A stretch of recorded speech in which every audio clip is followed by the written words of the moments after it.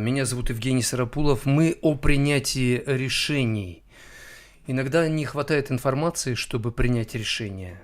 А иногда решение тяжело принять, потому что чувствуешь груз ответственности. А иногда принимаешь решение и понимаешь, что оно не идеальное. И будут какие-то последствия от этого. И придется за это платить. Принять решение иногда так легко, когда никаких усилий не надо прилагать, ничем не надо жертвовать. И так тяжело принять решение, когда ты понимаешь, что за это придется довольно дорого заплатить. О том, как надо учиться принимать решения так, чтобы об этом не жалеть, принимать решения и ощущать, что силы приходят к тебе. Ведь порой мы принимаем решения, и словно бы силы уходят от нас. Но надо учиться принимать решения так, чтобы силы, наоборот, приходили. С вами Евгений Сарапулов и Алиса Тарабарова с песней «Улыбнись». Ветер поднял ворот и отнес куда-то. Наталья, доброе утро. Шаг на юго-запад рассеял Максим. им тучи. Ирландский кофе солнцем, залитый город сердца. Вдруг что-то изменилось, скорее сердце забилось, коснуться рукавом. Обернись, и я тебя замечу. Улыбнись, и я тебе отвечу. Кто знает, Быть может, с этой встречи новый свет, новый блеск, новый мир. подойди, начнем мы про погоду. Впереди другое время года. Кто знает, быть может, слишком модно. Такой свет, такой блеск, такой мир. Дальше по бульварам Городским и старым замолку болтали, как будто вечно знали друг друга. друг друга. Искали. Ду-ду. Потом спустилась ночь, мы часы пробили полночь. И в поцелуях тая, все о тебе мечтая, не проснуться. Не проснуться. Только вы обернись. Потому что... А сейчас после песни скажу, почему у меня такой микрофон. Я тебе отвечу. Кто знает, быть может, с этой встречи Новый свет, новый лес, новый мир. Пойди, начнем мы про погоду. Впереди другое время года. кто знает. Yeah. Быть может, слишком модно. Такой свет, такой блеск, такой мир. Обернись. Улыбнись. Новый свет, новый блеск, новый мир. Улыбнись, я тебя замечу. Улыбнись, и я тебе отвечу. Кто знает, быть может, с этой встречи Новый свет, новый блеск, новый мир. подойди, начнем мы про погоду. Впереди, Другое время года. кто знает, быть может, слишком модно. Такой свет, такой блеск, такой мир.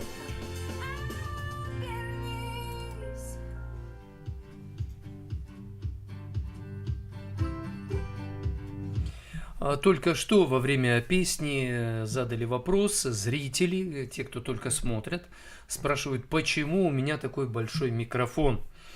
Потому что прямой эфир «День добрый» со вторника по четверг транслируется в России, в городе Томске, если я не ошибаюсь, в Кыргызстане, по всей стране, немножко в Ферганской долине, звучание доходит. Ассалам алейкум, кстати, кто слушает нас в Кыргызстане. Саламат из Дарбы. Мираба всем, кто где-то знает нас, слышит. Также наш эфир «День добрый» транслируется в Америке, в городе Сакраменто, штат Калифорния, и город Портланд, штат Орегон. Также прямой эфир «День добрый» транслируется в социальных сетях. Салам, Жилдызбек. Добро пожаловать на наш утренний эфир. Меня зовут Евгений Сарапулов, я профессиональный психолог.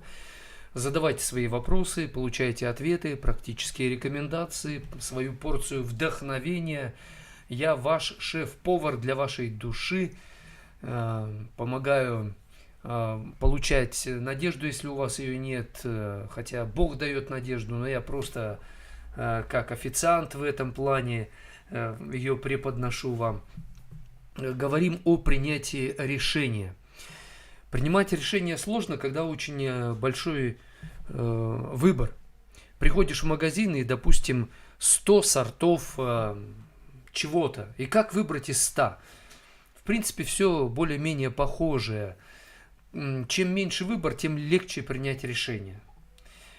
С другой стороны, трудно принять решение, когда, например, ты сделаешь предложение, и ты думаешь, а будет меня она или он любить всегда? А смогу ли я всегда любить этого человека? Но ты принимаешь решение создать семью, вступить в брак, в этот союз. И это тоже вроде бы любовь, но посмотришь на других людей, разводов столько много. Когда принимаешь решение, чтобы вложить деньги в биткоины, или в Эthereum, или во что-то еще, цифровую валюту, или в какой-то стартап, ты не знаешь до конца, даст ли это тот результат, который ты желаешь. И ты рискуешь. Принятие решения – это риск. Мы принимаем решение и понимаем, что за это придется платить. Ты принимаешь решение и понимаешь, ты можешь остаться один, потому что ты отстаиваешь принципы своей жизни, своих убеждений. Тебя могут не понять, и одиночество будет платой за принятие решения. Когда я принимаю решение брать какую-то тему, например, сегодня тема принятия решения, но вы ждете другую тему, и я не попадаю со своим решением на вашу волну. Вы разочаровываетесь, расстраиваетесь, может быть, мне пишите или не пишите об этом, но мне-то хотелось бы, чтобы вам было хорошо, а вам не очень хорошо, потому что я принял решение для одних хорошее, а для других не очень. И что с этим делать? Вот с этим мы и разбираемся. Если вы жалеете о принятом решении, но прошлого не вернуть, как быть, когда мы жалеем о прошлых решениях, но уже не вернуть? Ни деньги не вернуть, ни время, ни ситуацию. Что с этим делать, чтобы не впадать в уныние? Жду ответа на свой вопрос.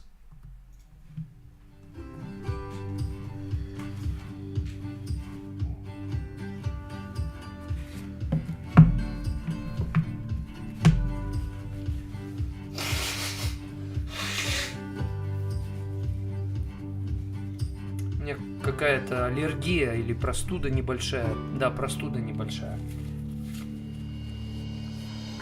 Поэтому извиняюсь, будет сегодня вот так.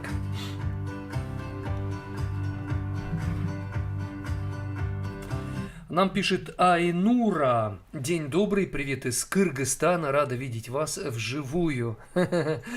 Саламат из Дарбы вам. Наталья, доброе утро желает из Сибири. Борис смайлик посылает. Армен, доброго утра желает. Ирина, очень приятно, спасибо вам большое. Принятие решения. Ситуация, когда, например, вы перфекционист. Вы хотите принять идеальное решение, но абсолютно точное, максимально верное. Это перфекционизм. Только Господь Бог такие решения способен принять, но Мы люди, у нас относительное знание, и всегда нам не хватает опыта, еще и мешает наша слабость, наша грешная природа, сомнения в себе. Вот перфекционизм или сомнение в себе – это как две стороны одной медали. И то, и другое мешает нам принять решение. Старайтесь искать не лучшее решение, не идеальное решение, а достаточно хорошее решение. Да, достаточно хорошее решение. Когда мы пытаемся найти лучшее решение, то зачастую из-за этого откладываем выбор. А время идет, поэтому учитесь работать с тем, что есть. Просто скажите себе: это достаточно хорошее решение. Не идеальное, не лучшее, но достаточно хорошее. И действуйте. Меня зовут Евгений Сарапулов. У нас сообщение от Максима. Прежде чем вложить деньги, нужна финансовая грамотность. Это не спасет от рисков, но сведет их к минимуму. Да, рисковать надо так, чтобы выжить, как говорят скалолазы. Нужна финансовая грамотность. Да, но нам всегда будет не хватать знаний. Самые мудрые люди в нашем мире, как Сократ, говорят: я чем больше знаю, тем больше я не знаю. Я знаю, что я ничего не знаю в итоге, да? И как тут быть? Ну, надо знать хотя бы элементарное, простое. Пишет Александр: человечество нуждается в переосмыслении действительности и возрождении духовных смыслов. Согласен. Но хотя люди в этом нуждаются, они этим не занимаются в жизни, большинство. Люди нуждаются в правде, но отказываются от нее, ищут любовь, но не принимают ее, когда сталкиваются с любовью. И как тогда с этим быть? Значит, Александр, нужно вам быть таким примером переосмысления действительности и возрождения духовных смыслов, чтобы другим хотелось брать с вас пример. Вы чуете, о чем я? Дима пишет: в риске больше отрицательного получается в итоге. Но рисковать все равно приходится, надо. Мы рискуем с самого рождения нашей жизни.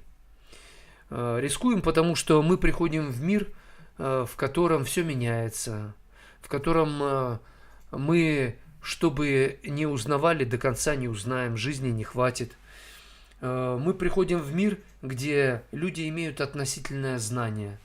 Мы приходим в мир, где люди должны действовать правильно, а они действуют неправильно.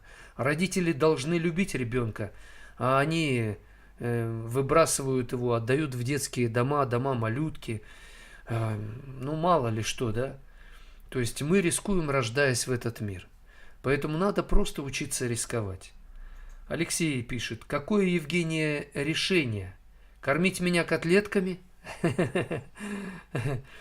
Я постоянно готовлю котлетки для вашей души, Алексей.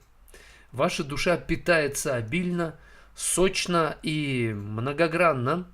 Обильный шведский стол для вашей души в эфире «День добрый». Поэтому я напитываю вашу душу, чтобы вы не унывали, и чтобы ваше тело кушало то, что есть, и радовалось этому.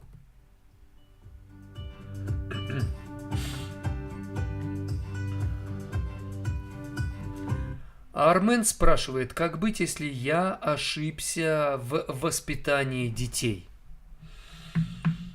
Вы признаете свои ошибки, просите прощения у жены, у детей, исправляете свои ошибки, насколько это возможно. И дальше вины не надо брать на себя никакой. Потому что ваше неправильное воспитание или ошибки воспитания, точнее, ошибки воспитания детей, это ведь наследие ваших родителей, предков. Они были не идеальные, и они не идеально вас воспитывали. Поэтому это воспитание, оно оказалось таким не вполне полноценным, и вы это взяли и дальше передаете. Все ошибаются в воспитании. Идеальных родителей нет. Если вы ошиблись в воспитании детей, вам надо понять, почему вы допустили эти ошибки. Потому что так произошло, просто так сложилось. Или была ваша лень, или вы не брали ответственность на себя, или что. То есть надо понять причины, почему вы ошиблись. Это первое. Второе. Извлечь правильные уроки из этих ошибок. И применить эти уроки в жизни. То есть закрепить правильное. И будет вам счастье.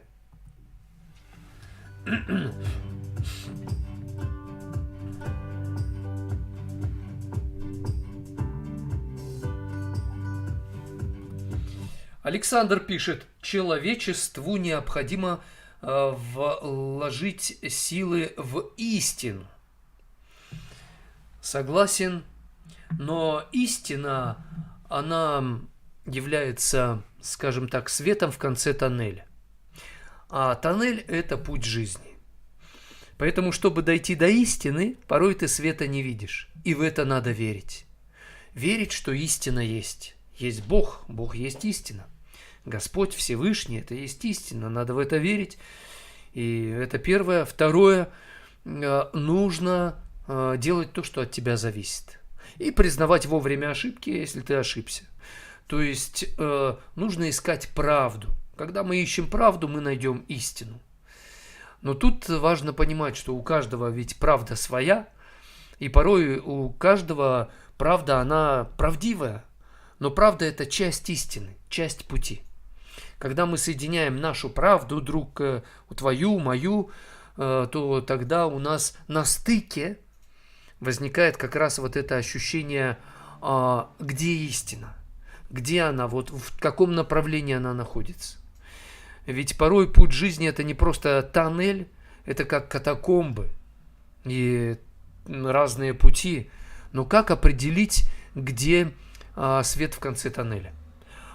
Зажечь свечу и посмотреть, куда она отклоняется. То есть, откуда сквознячок идет. Вот откуда сквознячок, там и где-то и свет в конце тоннеля.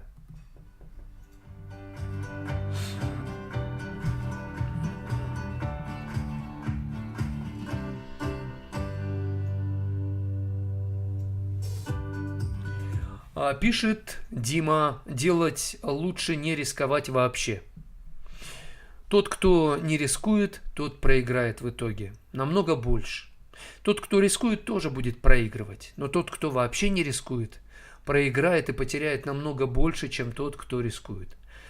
Александр пишет: вся планета поставлена на коммерческий интерес. А это заблуждение. Необходимо возрождать духовность. Я, например, ее возрождаю, несу, развиваю. Поэтому на планете есть такое место, как День добрый. И значит, уже не вся планета поставлена на коммерческий интерес. Вы не платите деньги за то, что вы смотрите трансляцию, получаете мои рекомендации, хотя это стоит денег. Поэтому почему вы так обобщаете, Александр? Это не духовно. Духовно – это отделять котлет от мух, черное и белое. А вы все в кучу мешаете. Поэтому вы говорите о возрождении духовности, а сам эту духовность не применяете в жизни как надо. Почему, Александр, с вами это происходит?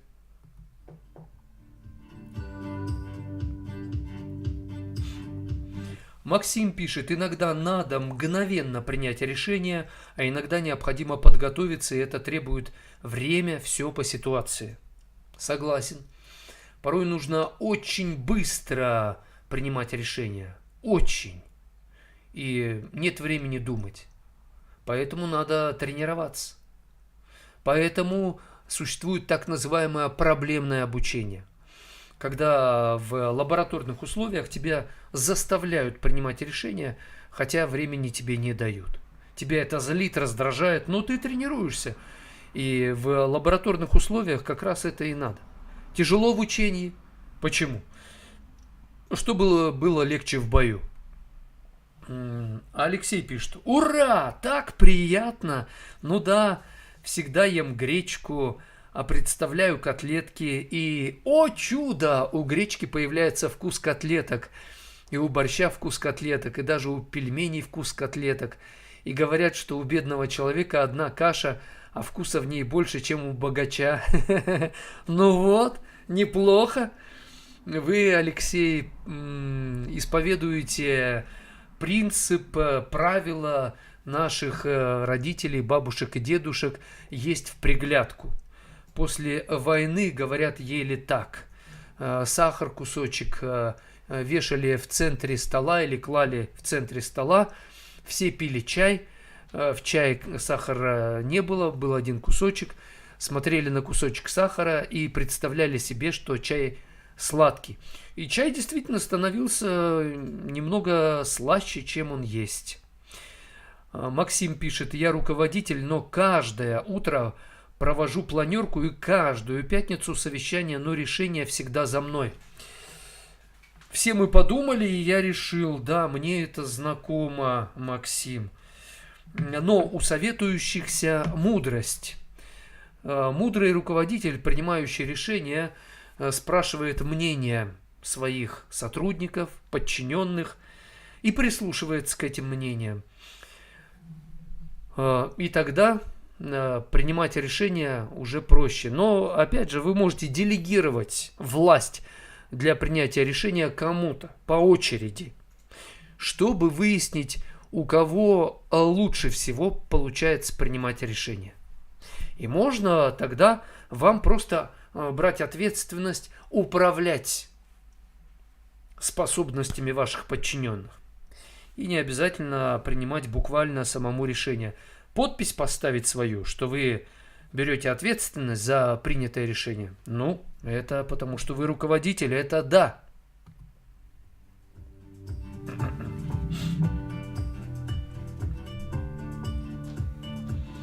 Алена пишет: лучше голодать, чем что попало есть. Тоже хорошая мысль, согласен. Росомаха пишет: да, верить надо всегда. Весь вопрос, во что верить надо и как правильно надо верить. А Юлия пишет: здравствуйте, я боюсь сдавать анализ на рак. Ноги прям не идут. Подтолкнуть, пожалуйста, подтолкните. У меня тоже был рак, онкология. Чем раньше вы сдадите анализ, чем раньше вы узнаете правду, тем лучше. Когда я сдал анализы, врачи мне сказали: так, у вас рак. Я говорю: может быть, доброкачественная опухоль? Нет, у вас рак правой почки. И это бомба замедленного действия. Нужно ложиться и делать операцию буквально через неделю. Я начал готовиться к операции, оказалось, у меня язва. Причем 2 язвы, одна в таком состоянии на грани прободения, но это очень опасно. Это тоже на грани жизни и смерти. Я ее подлечил, в конечном итоге на операцию ложился через 2 недели или дней через 20. Они мне сказали: в течение года вообще ничего чувствовать не будете. Но через год вот эта раковая опухоль может разрастись так, что потом риск будет намного выше. Поэтому, когда я понял, что да, мне сказали, это правда, я себе сказал: теперь, Евгений, надо узнать всю правду максимально, как можно лучше, глубже понять эту правду, чтобы начать действовать правильно. Правда помогает нам учиться действовать правильно. Вам, Юля, нужна правда. Именно правда начнет направлять ваши мысли, ваши чувства, и правда будет учить вас действовать правильно. Понимаете, Юля? Нужно сдать анализ, узнать диагноз, чтобы позволить правде начать помогать вам. Вы поняли?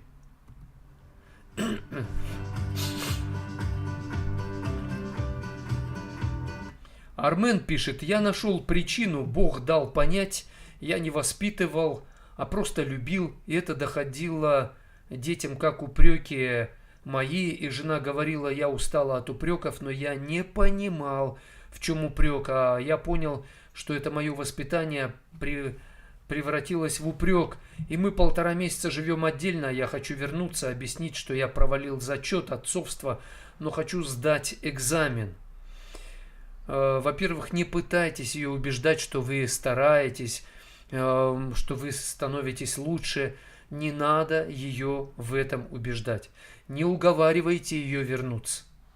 Просто работайте над собой. Вы не воспитывали, а просто любили. Вот видите, это уже не любовь. Любовь, она учит правде.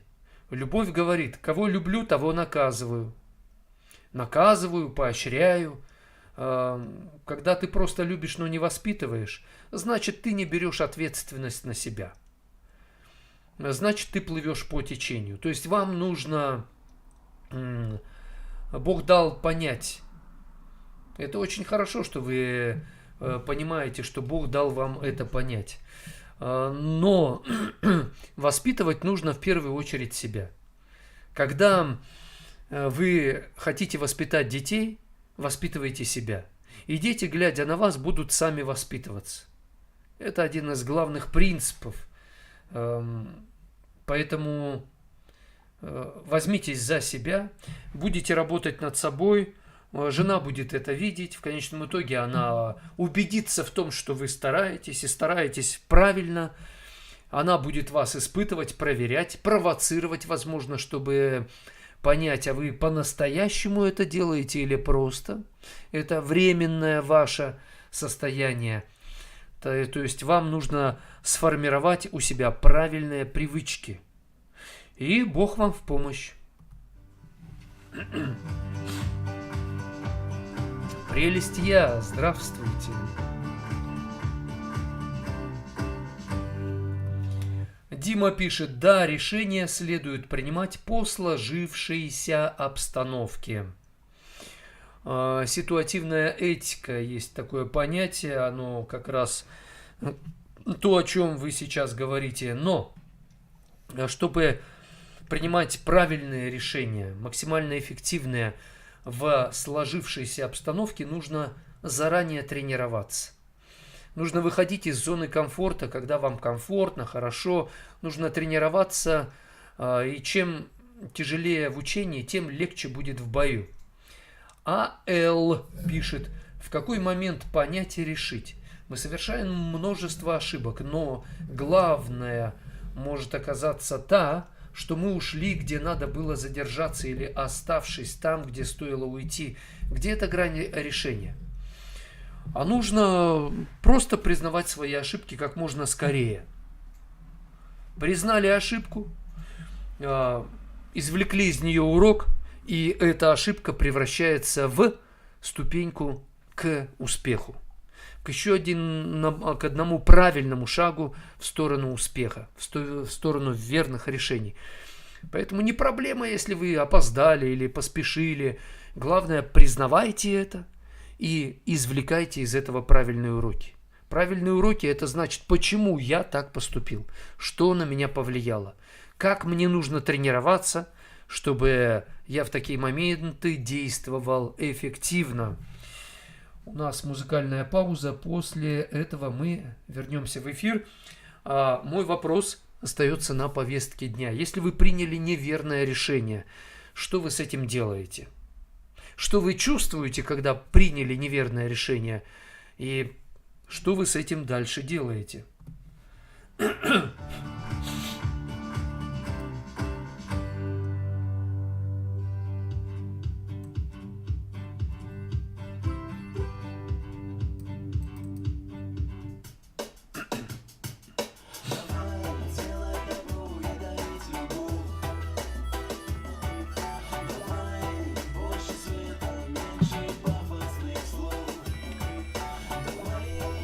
Станем с тобой воскреснем.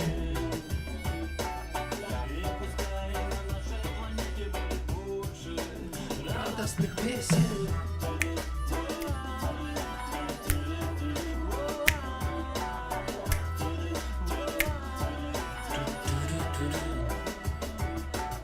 все мы ошибались, все мы падали, все мы ощущали в себе состояние падали. Все мы делали такое, за что было стыдно. Но может хватит себя горонить, учимся мыслить позитивно. Чупау. Меньше пафосных слов. Давай.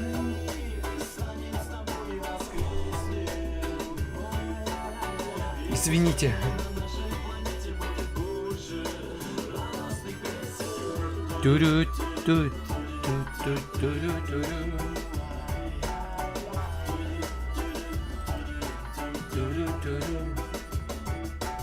Кто-то сказал тебе в детстве, что ты никто, эй, и превратил твою душу в мусорное ведро. И бросал окурки.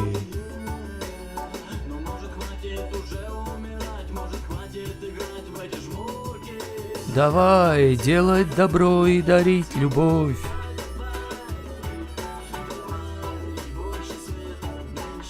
Да.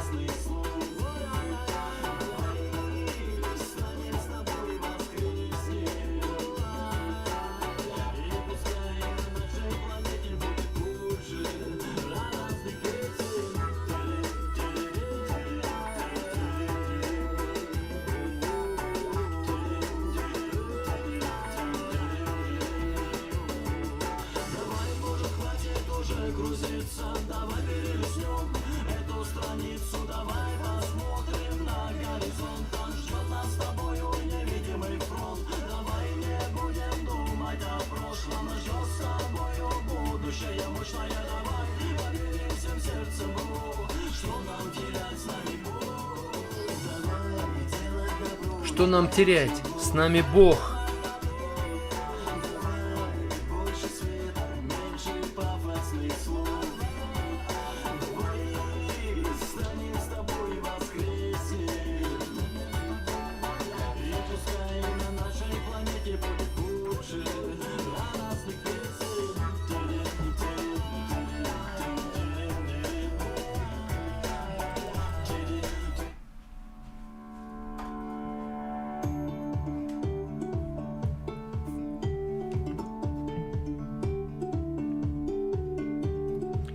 Это прямой эфир «День добрый». Говорим о принятии решений. Исследователи этот вопрос изучали и пришли к выводу: принимать решения стоит по утрам. Утром люди принимают решения медленнее, но зато выбор делают более точный.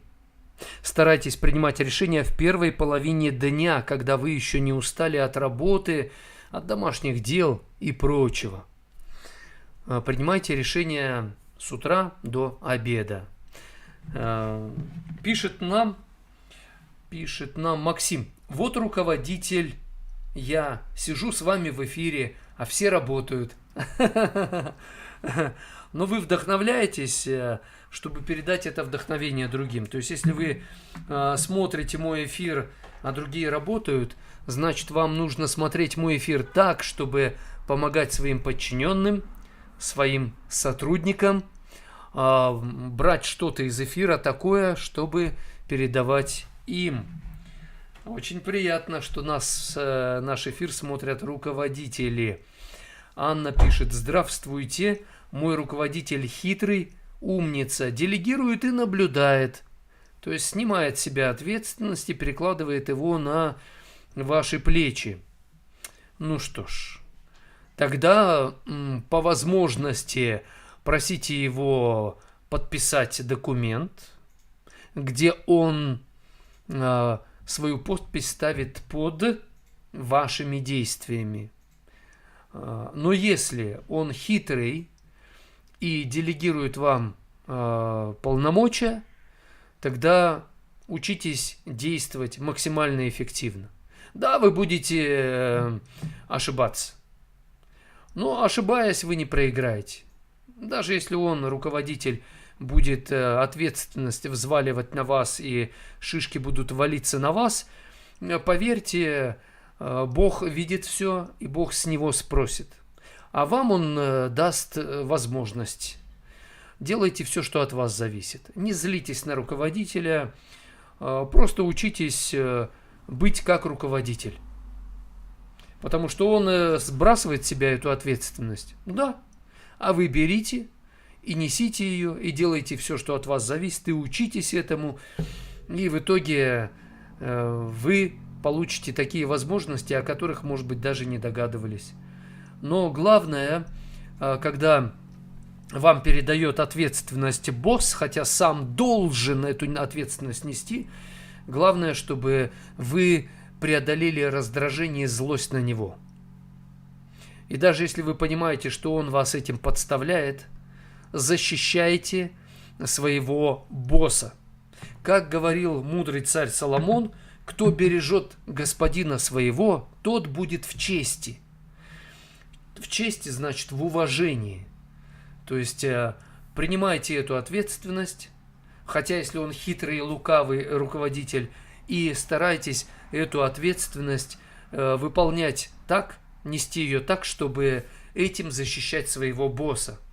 Это несправедливо. Хочется, чтобы на него опять взвалить ответственность, но вы защищаете выполнением своих обязанностей своего босса. И будет вам честь. Уж поверьте, сам Господь Всевышний за этим проследит и от вас, если даже вы что-то потеряете, если вам будет больно, потому что с вас будет спрос, потому что на вас ответственность, но на самом деле настоящая ответственность на нем. Вы поняли, о чем я, да? Так, секундочку. Вот оно.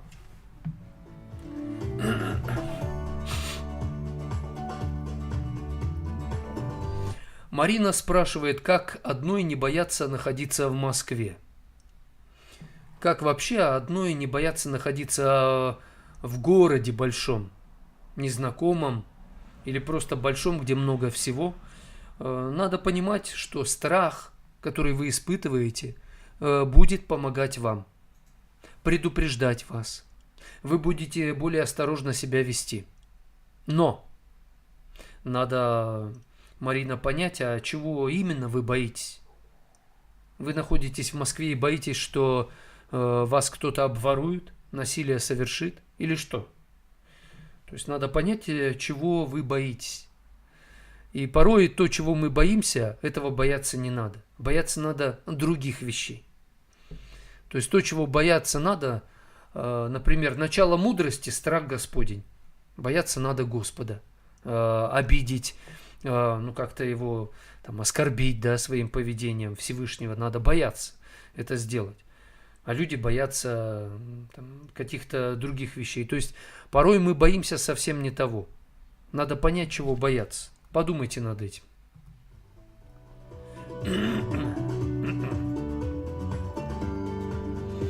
Лена пишет, тяжелые времена. Да, согласен.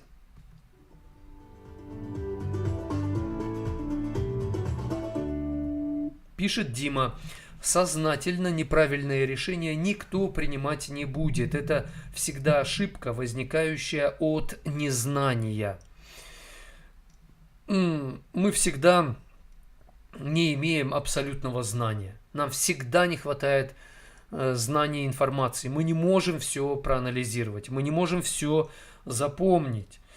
Поэтому нужно сознательно принимать решения и понимать, что не все сработает так, как мы хотим. Но сознательно неправильное решение – это глупость. А глупость – это то, за что ты будешь очень дорого платить. Пишет нам Сергей. Что посоветуете автолюбителям, у которых стоит датчик алкоголя, и он ошибочно сработал, а ехать надо? Значит, надо датчик проверять заранее.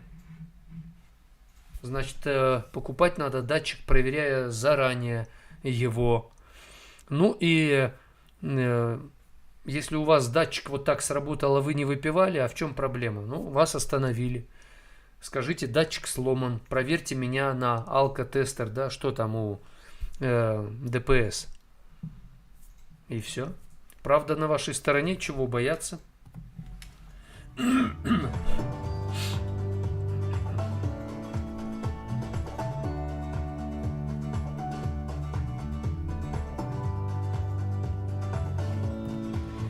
Прелесть я пишет страх мегаполисов. В мегаполисе ты чувствуешь себя чужим, ненужным, винтиком в большом огромном механизме. Но все большое состоит из малого. Малое – основа большого. И если вы в мегаполисе, значит вы часть этой жизни. Вы можете становиться частью жизни, частью решения проблем, частью созидательного, а можете стать частью создания проблем в мегаполисе, частью недовольства, частью паники. Поэтому выбор за вами. Какой частью в мегаполисе вы будете, отрицательной или положительной?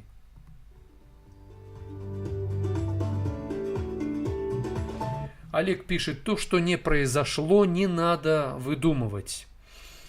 Да, согласен, но в то же время, если чего-то не произошло в нашей жизни, но мы видим, что это рано или поздно произойдет, потому что это происходит в жизни каждого человека, тогда к этому надо готовиться. Тогда надо тренироваться. Некоторые говорят, ну, пока проблема не пришла, я не буду к ней готовиться. Придет, будем решать. На самом деле надо готовиться заранее. Армен пишет, я принял решение не уйти от проблемы, взять ситуацию в свои руки и исправлять себя, и стать тем, кем я себя чувствую. Бог меня поймет и простит, а как жена увидит, как я справился и иду правильно. У нас же дистанционное отношение с детьми поставила блок, а со мной держит связь очень холодно и редко, и не хочет отношений и слышать. Во-первых, у женщины интуиция. Она догадывается, что происходит в вашей жизни. Во-вторых, вы близкие люди. Вас соединяет любовь. Любовь передает ей, что с вами происходит. И даже на расстоянии вы близкие люди, вы чувствуете не всегда правильно, но все равно вы ощущаете, что происходят какие-то изменения в жизни друг друга. Поэтому просто продолжайте спокойно, уверенно и целенаправленно работать над собой.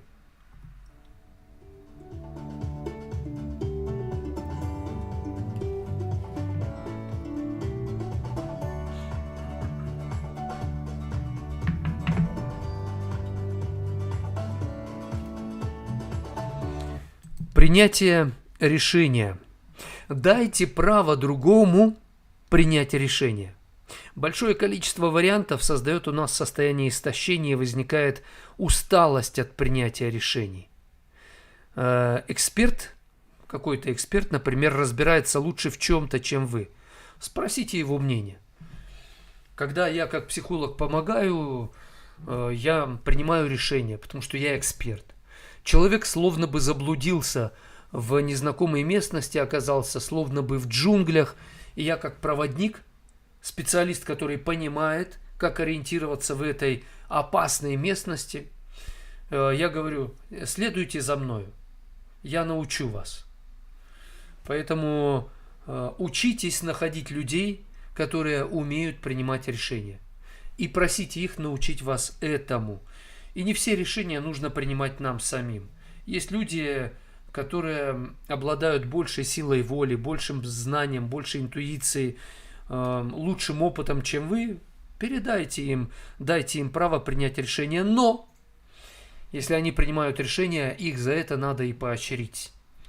Они и лавры победителя могут взять, а вам не достанется. Готовы на это?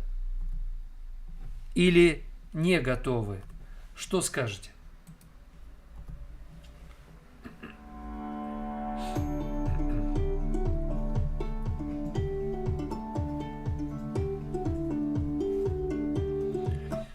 Пишет из Ютуба Элеонора. Доброе утро, Евгений. Очень приятно. Ставьте лайк. Нажимайте на колокольчик. Делитесь трансляцией. Подписывайтесь на канал, где вы смотрите эфир. Спасибо тем, кто ставит лайки. Одноклассники, большое спасибо. Особенно вы больше всего ставите лайков. Надежда пишет: как принять самого себя таким, какой ты есть? Для этого надо честно признаться себе, где вы правы, где не правы, где вы грешны, где вы адекватны. То есть нужно просто честно самому себе говорить, что вы в себе видите, признаваться в этом. И когда вы понимаете свои сильные и слабые стороны, слабые не оправдывайте стороны, сильные стороны не превозносите, не гордитесь, но работайте над усилением сильных сторон и над исправлением слабых сторон. Принять самого себя. Со стороны виднее, поэтому есть люди, которые что-то лучше видят в нас, чем мы. Поэтому спрашивайте мнение других людей. А что они видят в вас? Что они ценят в вас? Что они считают в вас сильной стороной или слабой? И работайте над собой. Как принять самого себя, таким, какой ты есть? Простить себя за совершенные ошибки, попросить прощения у людей, которые испытали боль из-за этих ошибок, Господа, попросить прощения и двигаться дальше. Лена пишет: в Москве никому нет до тебя дела, бояться не надо. Ну почему же? В Москве всегда кому-то есть дело до вас. Власть, коммунальные услуги вы платите тем, кому точно есть дело до вас. Есть люди неравнодушные, есть злые, есть равнодушные, самые разные люди есть. Главное, Лена, чтобы вы в мегаполисе, в частности в Москве, были живой частью, чтобы вы были неравнодушны. Это самое главное.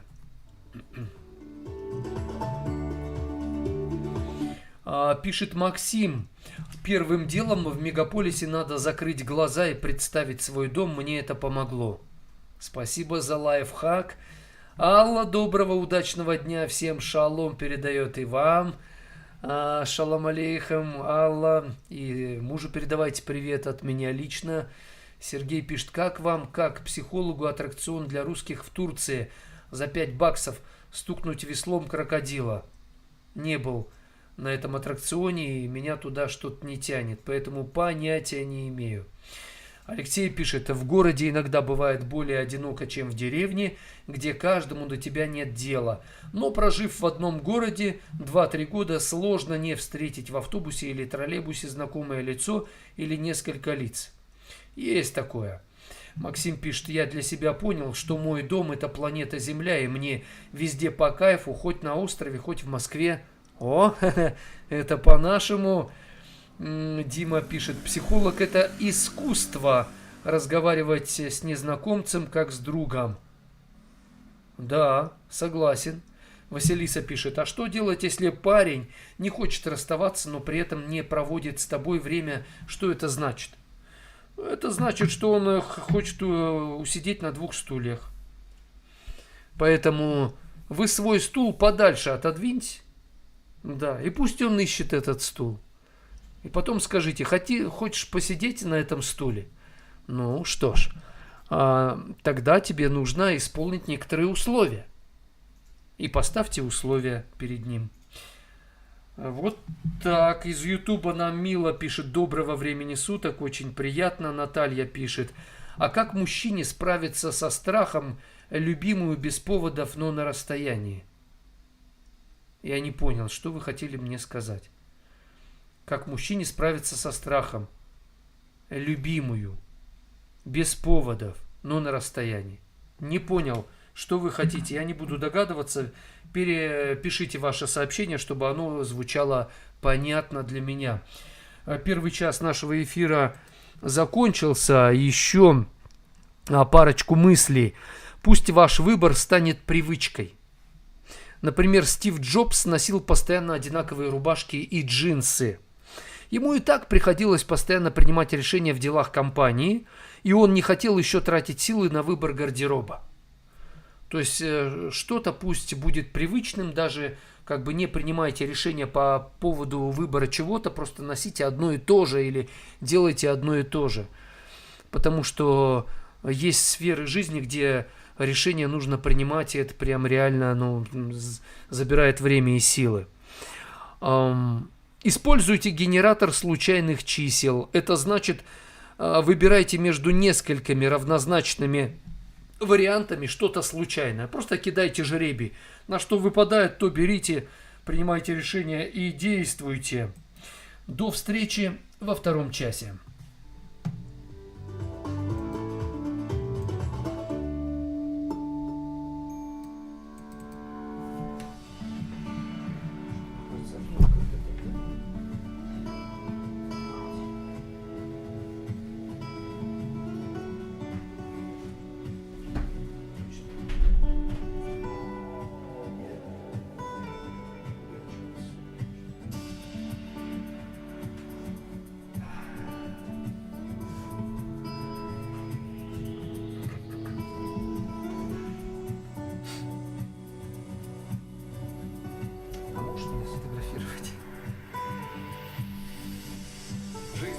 Не успеешь оглянуться. Она словно пуля, главное не промахнуться. Про первую любовь ты будешь вспоминать с улыбкой, как про ту сказку с золотой рыбкой.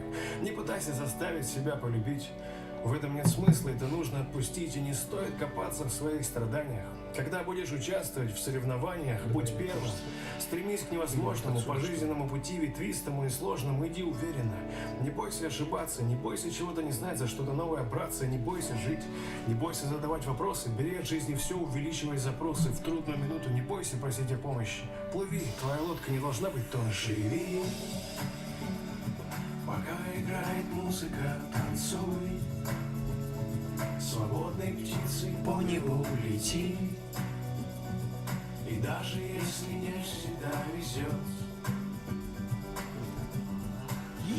живи. Когда-то у нас будет очень все мощно. Музыка, танцуй. Свободной Птицы по небу лети. И даже если Не всегда. везет. Ставим лайки, делимся трансляцией. Нам, взрослым, всегда чего-то не хватает. Плохо, что снег, плохо, что он тает, плохо, что в небе журавли не синится. Наша жизнь словно одна и та же страница. Взрослые сознательно предают друг друга, а детям рассказывают про Польшу ближнего круга. В спорах между собой, не признавая вину, это взрослые, а не дети могут развязать войну. Цени момент, никогда не бывает вечным. Все, что нам кажется бесконечным. Жизнь короткая, будь счастливым, будь верным другом, будь терпеливым. Если любишь, то скажи об этом. Поделись с близким своим счастливым билетом. Старайся играть честно в игры, в которые играешь. И не думай, что если взрослый, то все про жизнь знаешь. Пока играет музыка, танцуй. Свободной птицей По небу лети. и даже если не Всегда везет. живи, Пока играет музыка, танцуй. свободной птицей по небу лети. И даже если не всегда везет.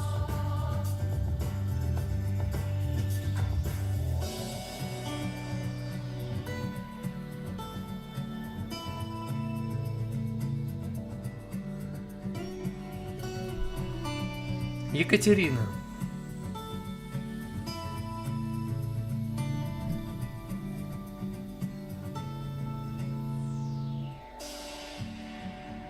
Юра! Эй!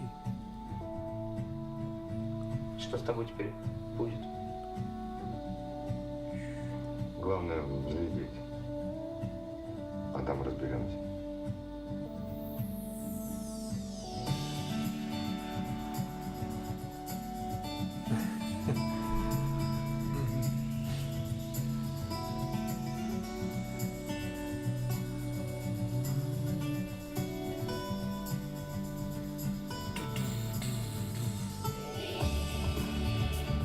Пока играет музыка, танцуй.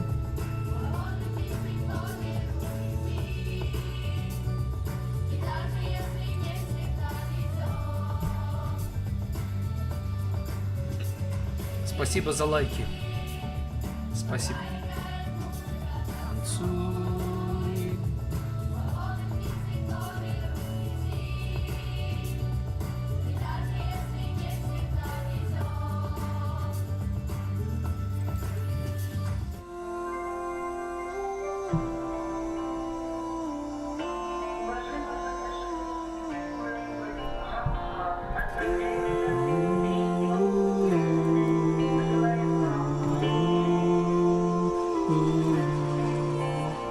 Он 100 раз уезжал в никуда, провожая глазами вокзал. Он 100 раз говорил никогда, он старался забыть, он мосты сжигал. Но этот город на карте отмечен навечно, город души бесконечный. И вот он по встречной снова мчится туда. От тебя не убежать никуда. Симку старую терять не спеши.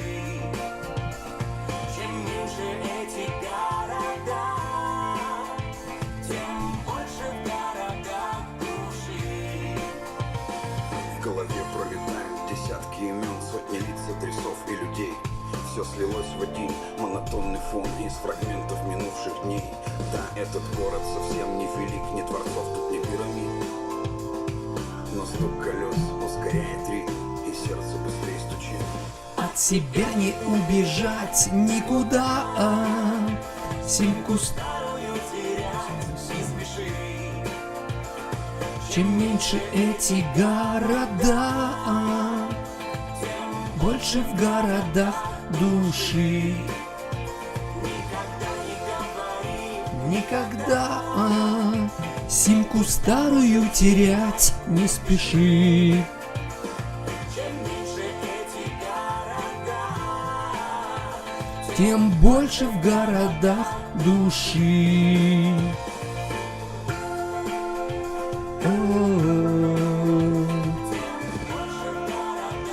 Души.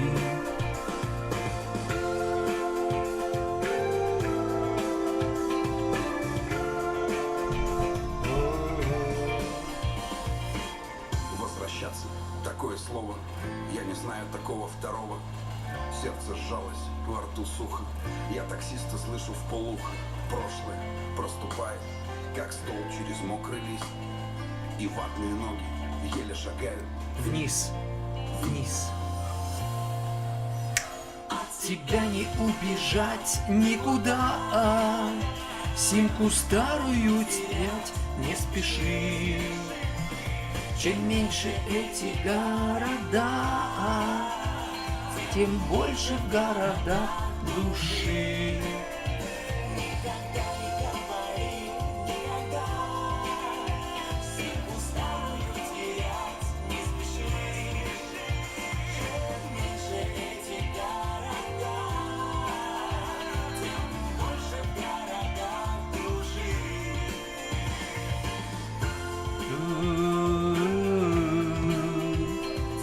Больше в городах души.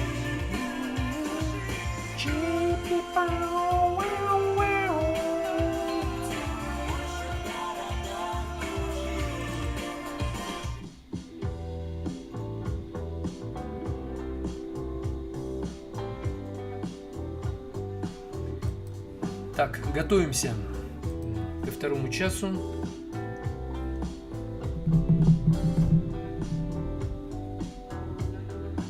Через 45 секунд начинаем.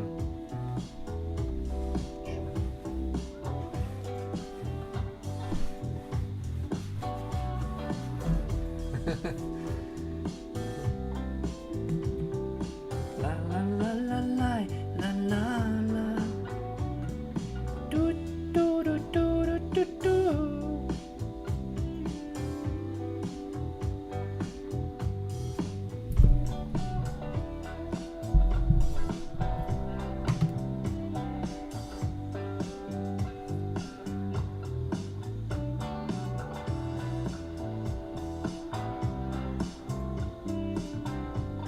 Прямой эфир, день добрый, продолжается. Меня зовут Евгений Сарапулов. О мужчинах, которым надо учиться контролировать свои эмоции. Вообще всем людям Это важно. Как научиться контролировать свои эмоции, написал мне один мужчина, потому что иногда я могу просто нахамить или оскорбить женщину, и бывало, что даже жену высмеять, как-то подколоть и после этого не чувствовать, что виноват, а иногда наоборот, понимаю, что не прав, что нельзя так делать, но все равно делаю по-своему. Из-за этого получаются конфликты, ругань. Может, это как-то связано с детской травмой. В детстве мне мать сказала, что у нее больше нет сына, что она больше меня не хочет видеть и знать. И вот это как-то осело в глубине души и не может оттуда вырваться наружу, чтобы отпустить и простить. С матерью я толком не общаюсь. То ли у меня обида какая-то внутри, то ли что... И поэтому я очень срываюсь на жену вообще из-за пустяков. И этот мужчина, который так мне искренне рассказал о себе, спросил, как мне научиться контролировать свои эмоции. Молодчага, молодчага. Вот так вот и надо. Игорь Саруханов сейчас откроет этот час нашего эфира песней «Показалось мне». Есть то, что нам кажется, есть то, что действительно в реальности происходит. Важно прощать обиды, важно не строить иллюзий, не жить в придуманном мире, жить с той реальностью, какая есть, и верить в лучшее. Добра вам!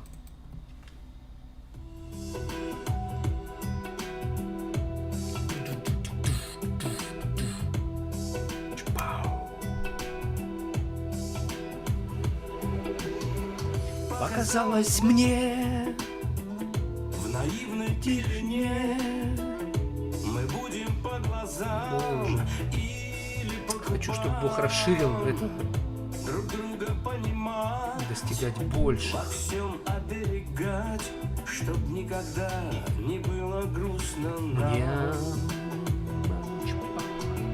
Показалось мне, что жизненной струне осталось зазвучать, чтоб нам напоминать.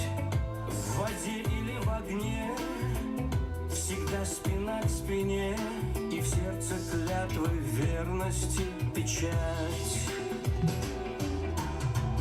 Я думал, мы вдвоем, и будет все как спеть дуэтом, и доверять во всем, чтоб не была любовь секретом. Но показалось мне,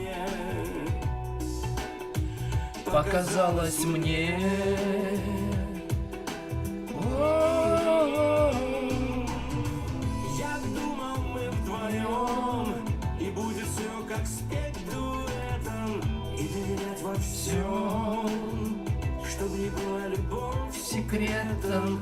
Но показалось мне, все это Показалось мне.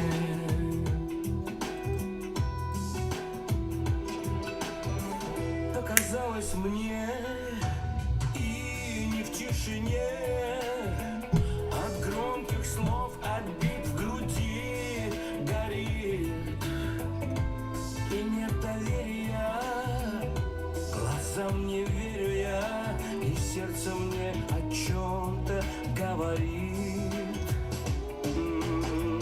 И нет доверия, глазам не верю я, и сердце мне о чем-то говорит. Я думал, мы вдвоем, и будет все как спеть дуэтом, и доверять во всем, чтоб не была любовь секретом. Но показалось мне, показалось мне.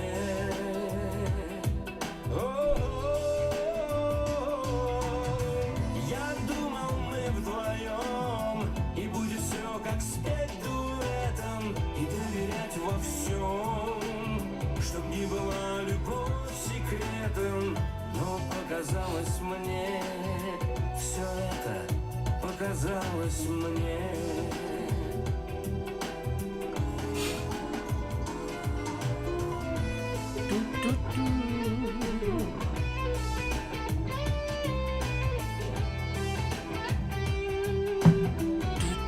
Я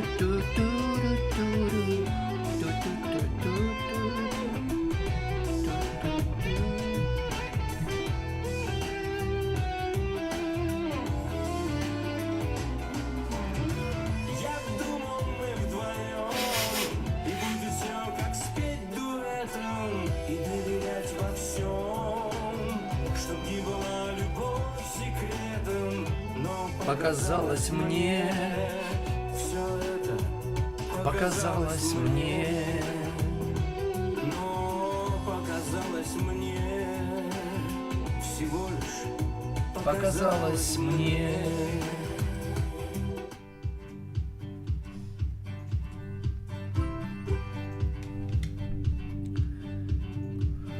О том, как контролировать мужчине свои эмоции.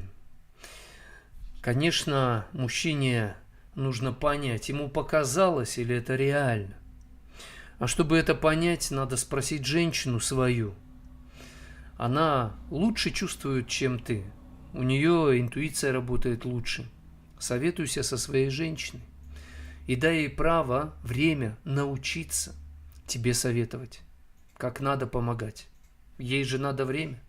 Она же не родилась идеальной, такой сразу под тебя. Этому нужно учиться подстраиваться, адаптироваться друг под друга. Мужчина не научится контролировать свои эмоции по-настоящему, как надо, если ему не поможет в этом его любимая женщина. Цените вашу женщину.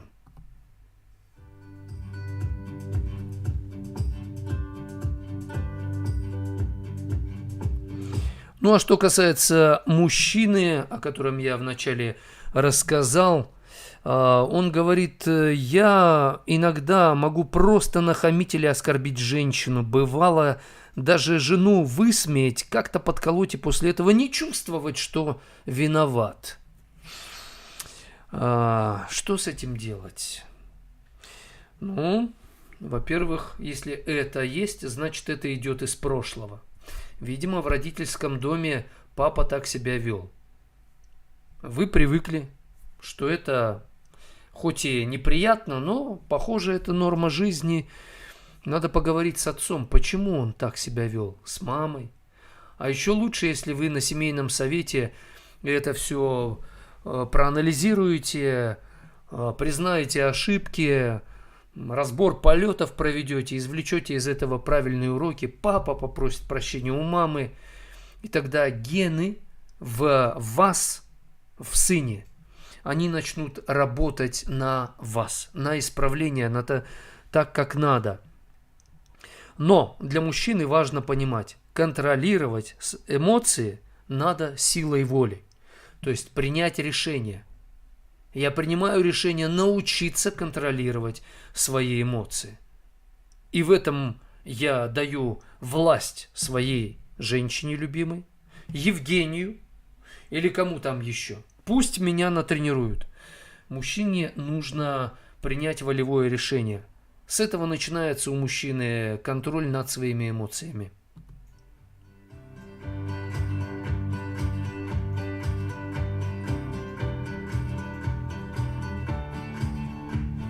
И вот когда мужчина принимает решение учиться контролировать свои эмоции, тогда от женщины уже начинает зависеть больше процесс.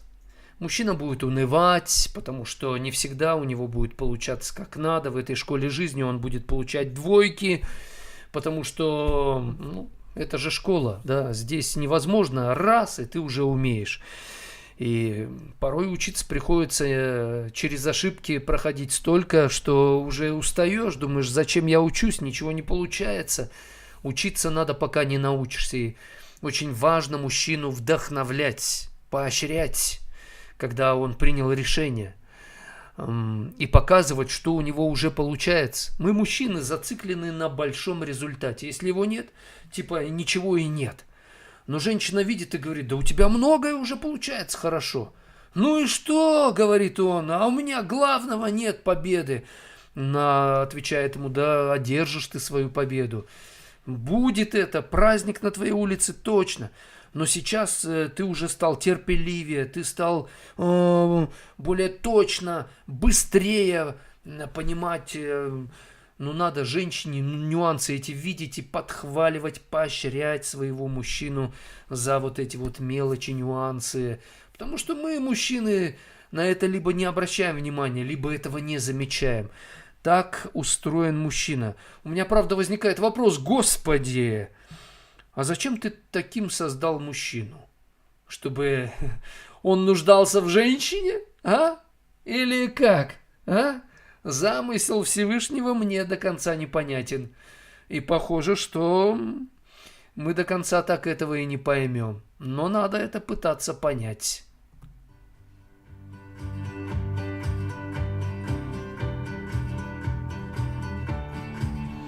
Вопрос к мужчинам, ну и к женщинам заодно.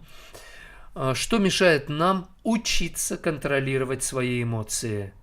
Что мешает мужчинам, в частности, контролировать свои эмоции? Как вы, мужчины, видите это в своей жизни? Женщины, что вы замечаете за мужчинами и почему мужчинам так тяжело научиться контролировать свои эмоции? Жду ответа.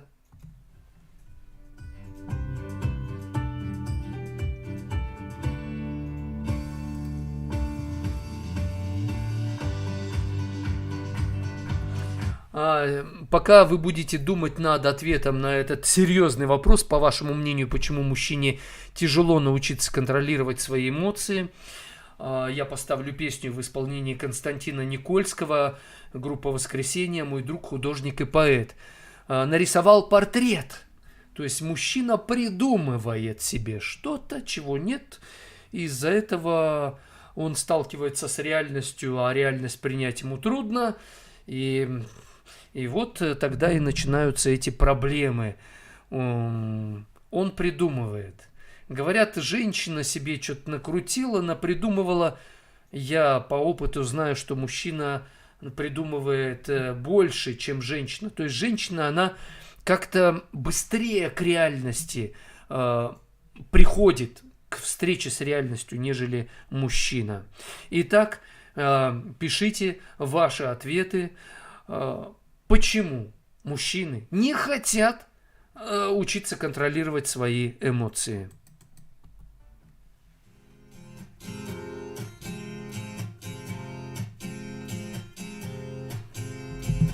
Мой друг, художник и поэт, в дождливый вечер на стекле мою любовь нарисовал, не чудо на земле. Сидел я молча у окна и наслаждался тишиной. Моя любовь с тех пор всегда была со мной. Но и время, как вода, текло, и было мне всегда светло. Когда в дождливый вечер я смотрел в оконное стекло, но год за годом я встречал в глазах любви моей печаль, дождливой скуки тусклый след. И вот любовь сменила цвет, моя любовь сменила цвет, угас чудесный яркий день. Мою любовь ночная укрывает тень. Веселых красок болтовня, игра волшебного огня. Моя любовь уже не радует меня. Поблекли нежные тона, исчезла ввысь и глубина. И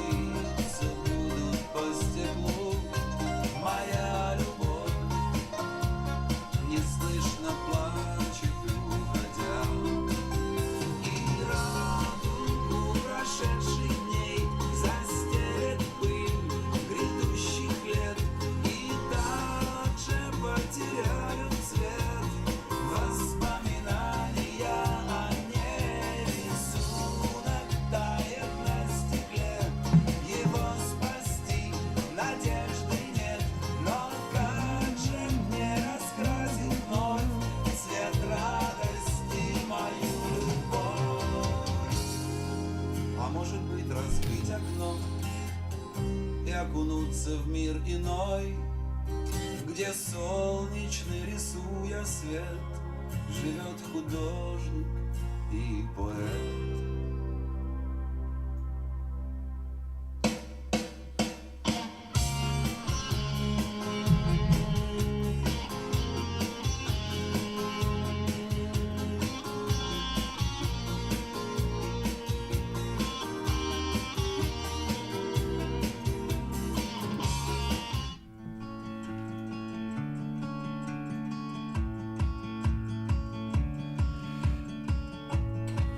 Итак, сообщения уже поступают по вопросу, почему мужчина не учится контролировать свои эмоции. Забегая вперед, конечно, мужчина учится этому, но он бывает не доучивается. Учится, но так и не научился. Но мужчины хотят этому научиться. Надежда пишет, как убрать свои страхи и возможно ли это? И спасибо вам огромное, низкий вам поклон за работу в эфире. Страх перед одиночеством в преклонном возрасте, уточню. Этот страх поможет вам принять себя. Понять, что вы, возможно, останетесь одинокой как женщина. Но вы не останетесь одинокой как человек, как личность. А вы как личность, как человек важнее, больше, чем просто женщина. Женщина – это телесная оболочка, как и мужчина. Но мы созданы по образу и подобию Творца, а он личность, и вы личность. Понимаете, о чем я? То есть этот страх, он помогает вам ставку делать не на то, что вы женщина, и не видеть себя в первую очередь женщиной, а в первую очередь видеть себя человеком, личностью. И уж поверьте, тут вы одинокой точно не останетесь. Но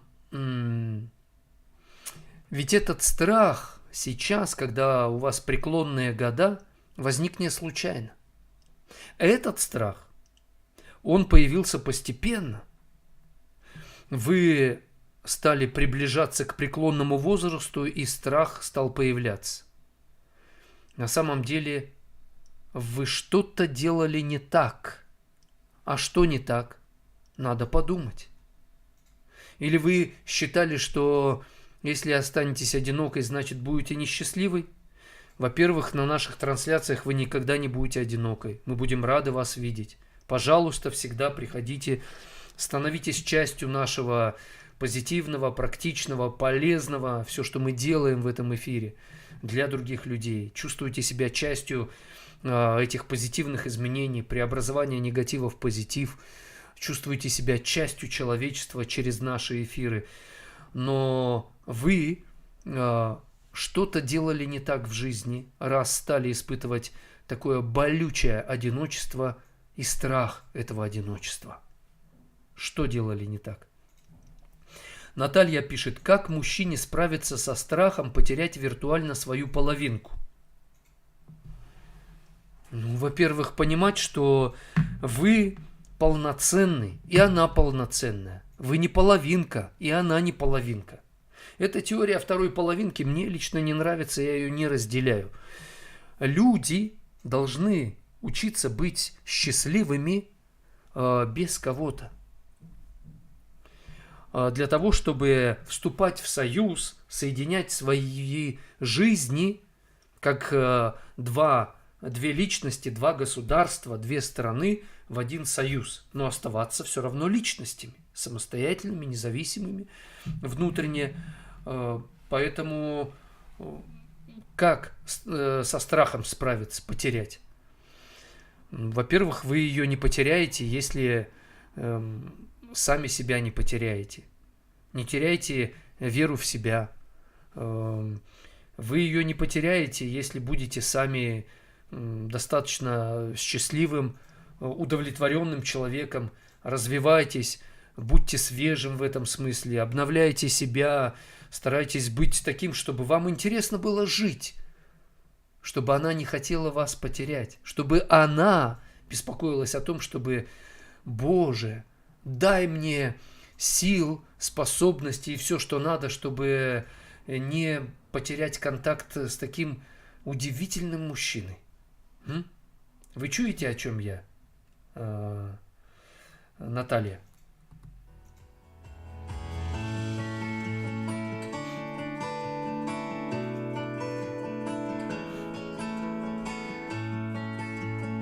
Спасибо тем, кто ставит лайки.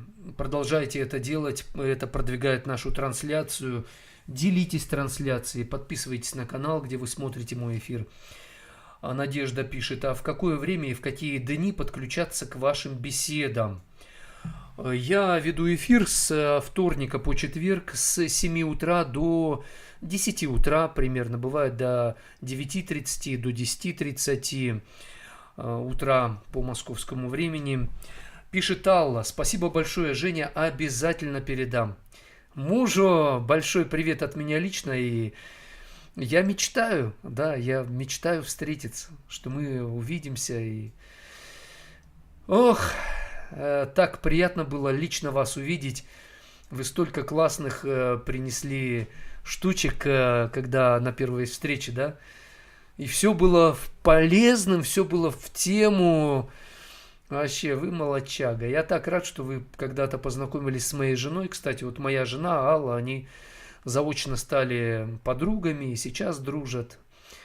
Сергей пишет: Евгений, как психолог, посоветуйте, как решить проблему застревания руки в 3-литровой банке. О, да это чувствуется, что у вас мозги застревают в этой банке, а не рука. Поэтому, Сергей, это так же, как самый главный половой орган, не то, что там ниже пояса, а голова. Как голова работает, вот так работает и все остальное. Так и здесь. Это не проблема руки, это проблема ваших мозгов. Дима пишет: эмоции – это грани характера, их нельзя изменить без вреда для организма. Спасибо, Дима. Придется жертвовать чем-то. Когда мы хотим добиться настоящих результатов, например, контролировать свои эмоции, мы будем страдать. Что-то нам придется отдать. Хочешь найти настоящее, иметь настоящее в жизни, придется чем-то пожертвовать настоящим. Это факт. Но вред для организма бывает допустимый, а бывает чрезмерный. Весь вопрос в понимании, в чувстве границы.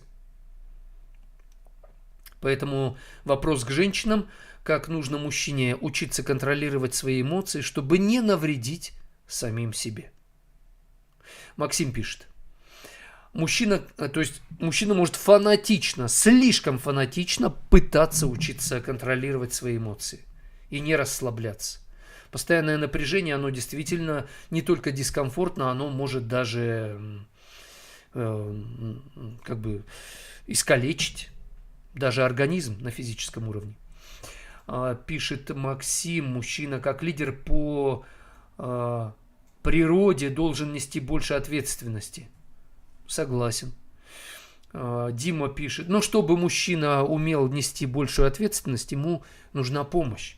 Любимая женщина – самая лучшая помощница. Поэтому ему надо любить свою женщину, ценить ее как лучшего помощника в своей жизни. И понимать, что чтобы она стала твоим лучшим помощником, надо, чтобы она была твоим другом, твоим партнером, твоим союзником, твоей женщиной, женой, любовницей. И над этим всем мужчине надо кумекать.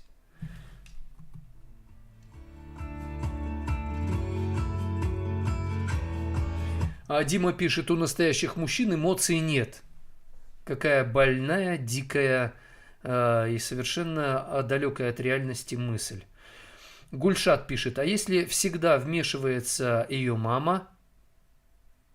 Ну что ж, маму надо научиться любить и уважать так, чтобы она дала право влиять на нее. Подумайте над этим. Мила пишет: У многих одинаковые проблемы. Бывает, если супруг сэмоционирует в мою сторону, говорю, без ужина останешься. Больше 5 минут не обижаемся друг на друга. Ну вот, не на всех мужчин это действует, на вашего действует, но вы это нашли. Лайфхак в вашей жизни. Отлично. Максим пишет, лидер от английского слова, ведущий, как в машине, ведущие колеса, но без других двух никуда не поедешь. Да, о чем и речь. А мужчина это голова, а женщина это сердце. Организм и без головы, и без сердца не может. Шторы Кадрия пишут. Не все мужчины нуждаются в поощрении, они и так сильные, и многим не нравится, когда их хвалят. Согласен. Надо кого-то хвалить поменьше, кого-то побольше, и по-разному это делать. Можно хвалить делом, да, просто сварить повкуснее что-то, сказать, у меня так поднялось настроение, когда я наблюдала за тобой, ты это так делал, я была впечатлена. Или в интимном плане что-то, ну, какое-то большее расположение проявить к нему. И сказать, ты знаешь, 2 дня назад, и вчера, и сегодня, когда ты вот это вот учился, я смотрела, и я думаю, какой же мужчина рядом со мной. Это просто мужчина мечты. И ты знаешь, я ждала и никак не могла дождаться. Когда же мы... Ну, вы понимаете, тут... Да, шторы Кадрия, вы поймали тему, да? Чуете тему? Вижу, чуете.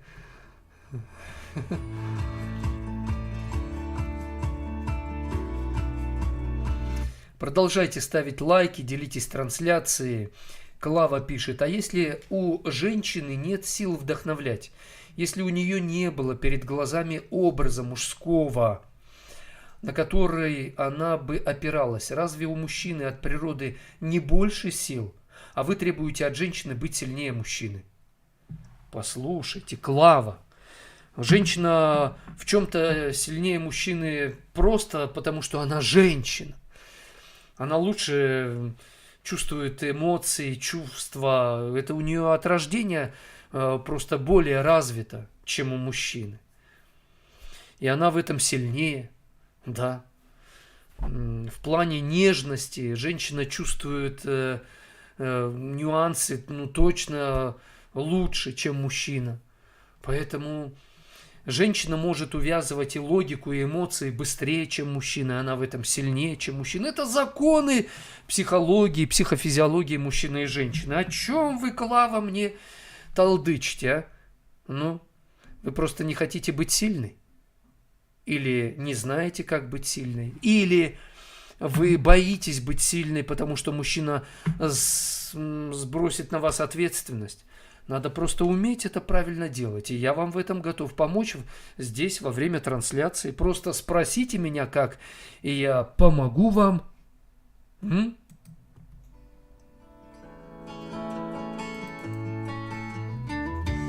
Клава, эта песня для вас.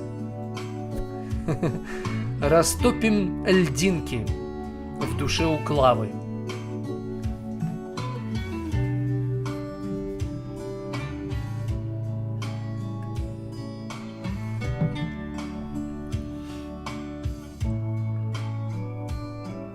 Знаешь, ни разу мне не было так хорошо. Это мой бзик, но душа моя словно в раю.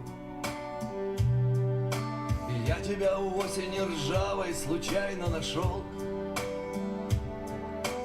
Ты белым снегом упала на осень мою. Снег этот милостью Божией летит и летит. Знаешь что, я без него бы, наверное, сдох. И хорошо нам с тобою всему вопреки. Не задавая вопросов, зачем и за что. Просто сидеть и молчать ни о чем. Просто друг друга тихонько касаться плечом. Просто однажды открыть это небо ключом, не понимая, что мы тут уже ни при чем.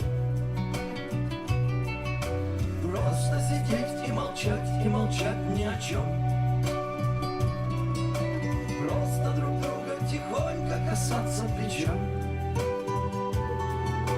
Просто однажды открыть это небо ключом, не понимая, что мы тут уже ни при чем. Что-то внутри и снаружи, что не объяснить, чем-то бесценным накроет, не вывести вовек. Небо на плечи и в души летит и летит. И не столь важно, где небо, а где просто снег. Просто сидеть и молчать ни о чем. Просто друг друга тихонько касаться плечом. Просто однажды открыть это небо ключом, не понимая, что мы тут уже ни при чем.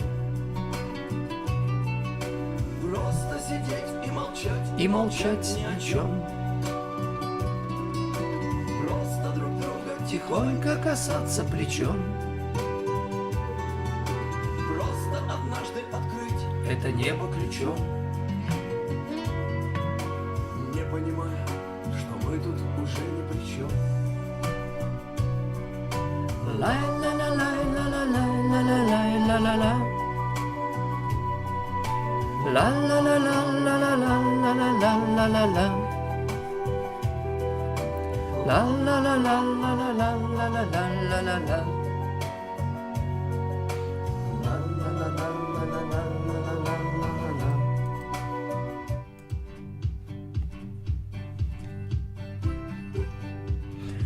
Продолжаем наш эфир, говорим о том, как мужчинам нужно учиться контролировать свои эмоции. И в этой теме контролировать эмоции нужно с помощью веры. Нужно верить, что я этому научусь. Нужно верить, что Бог мне в этом поможет. Нужно верить, что любимая женщина, она в этом поможет. Контролировать свои эмоции нужно с помощью правильных действий. Просто тренироваться. Тренироваться, пока не натренируешься. Мила пишет: скажите, пожалуйста, почему мужчины пишут и спрашивают в социальной сети об отношениях, просят даже в подробностях? Это о чем говорит? Что у них у самих не все гладко в отношениях или просто интересно для сравнения?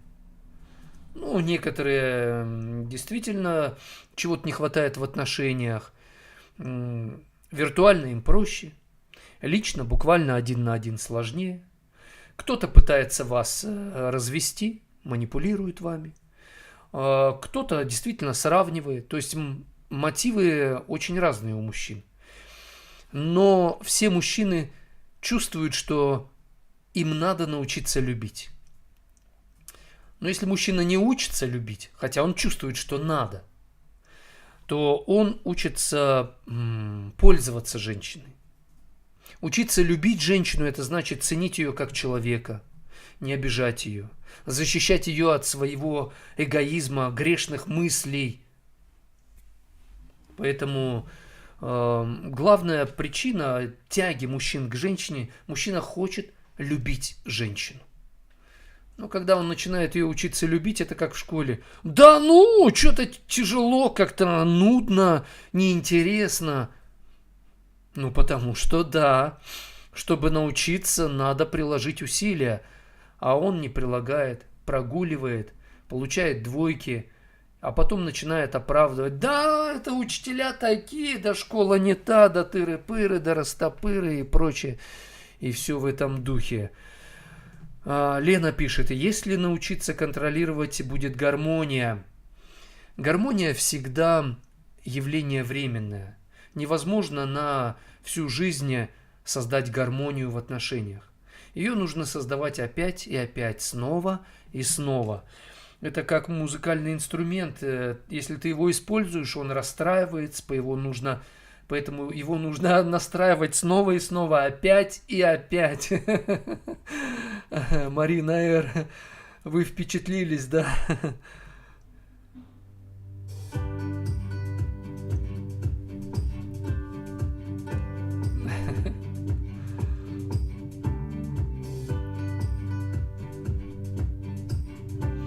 Максим пишет, и прежде всего гордость, типа «я мужик, и я лучше знаю». Да, падению предшествует гордость, говорил мудрый царь Соломон. Если мужчина гордится, не принимает помощь от женщины, он однажды упадет. Упадет в ее глазах, упадет в глазах других людей. И падение это будет явным, болезненным, очень неприятным. Женщине надо уметь правильно помогать мужчине, чтобы он не возгордился. Как? Этот вопрос я оставляю на повестке дня. Марина Р. пишет, эмоции, они бесконтрольные, выплескиваются сразу, не подчиняются разуму. Этим они и хороши, потому что эмоции – это более короткий путь к реальности. Разум, он более долгий путь прокладывает к реальности. Но эмоции по этой причине, они опасны, потому что они могут привести быстро к реальности или к иллюзии. Смотря, что это за эмоции, они возникли на основе придуманных, каких-то накрученных твоих мыслей или настоящих, реальных. Эмоции, в принципе, это отражение нашей веры, нашей способности думать или не думать. Но эмоции – это как стихия. Стихию надо направлять. Обуздывать стихию опасно. Просто надо уметь ее направлять.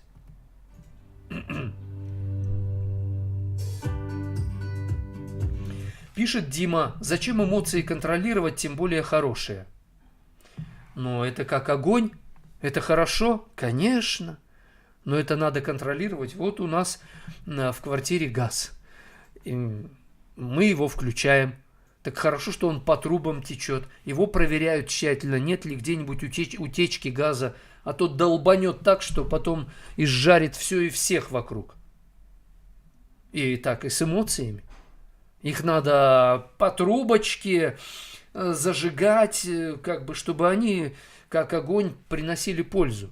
Если это не контролировать, то такое может произойти. Ну, вы поняли, да?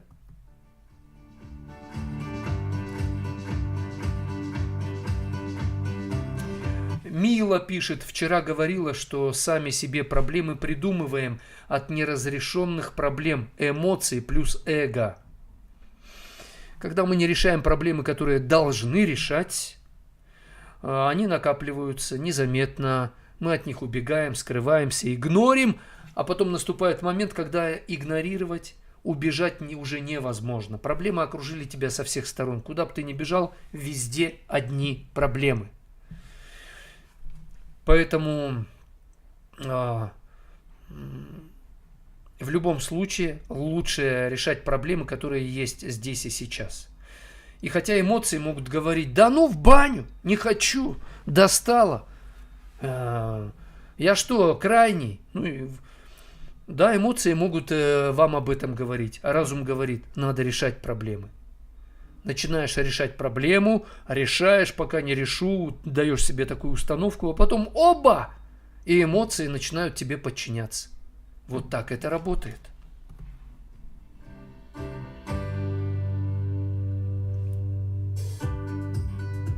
Пишет Дима, вы не правы, если человек будет один счастлив.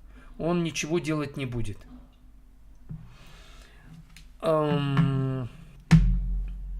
Когда Бог создал Адама, он был один. Адам не нашел себе помощника, соответственного ему. То есть Бог дал Еву чтобы Адам был не один. Не для того, чтобы он был счастлив. Он и без Евы был бы счастлив. Но просто с Евой он стал более эффективный. Пользы больше от него. Но надо уметь быть счастливым одному, чтобы вступать в союз с человеком, который тоже умеет быть счастливым один. Тогда у вас не будет этой неправильной зависимости друг от друга. Некоторые считают, я никогда не буду счастлив без нее, без него. Можете быть счастливыми. Конечно, мы живем в мире, где все взаимосвязано. Но надо научиться быть и одному в поле воином. Лена пишет: Бог, дай мне силы не пришить его сегодня. Или не прибить, его сегодня. О Господи, дай ей силы, Лене. И Бог дает вам силы, Лена, и даст. Главное, чтобы вы в это верили.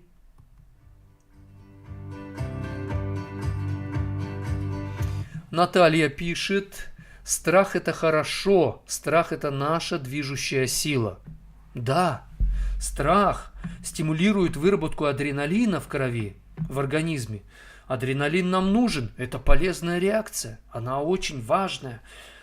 Страх – наша движущая сила. Да, страх предупреждает нас, и это хорошо. И мы можем заранее подготовиться к чему, о чем он предупреждает нас. И это очень хорошо. Страх в этом смысле очень полезен и нужен, и необходим. Но просто есть страх естественный, настоящий, а есть страх придуманный, не настоящий, иллюзорный. И надо просто уметь отличать один страх от другого. Ого.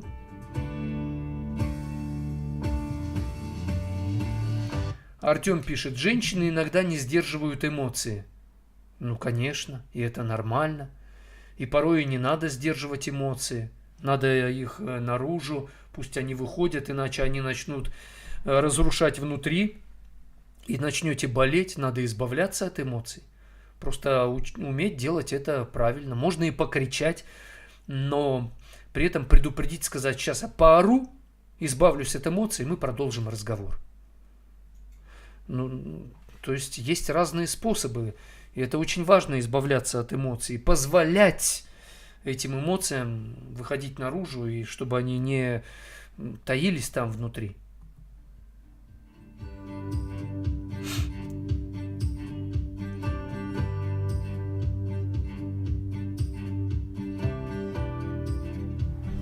На этом этот час эфира мы заканчиваем.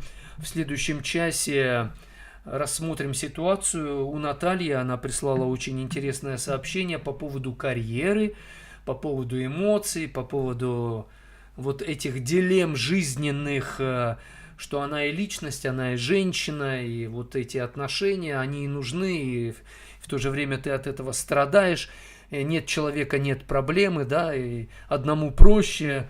Но если хочешь идти далеко, иди вместе с кем-то. Это закон жизни.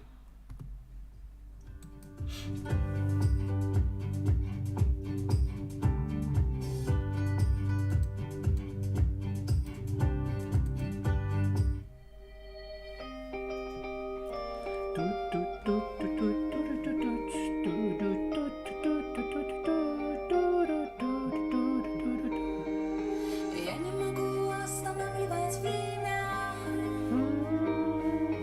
и не могу поворачивать реки.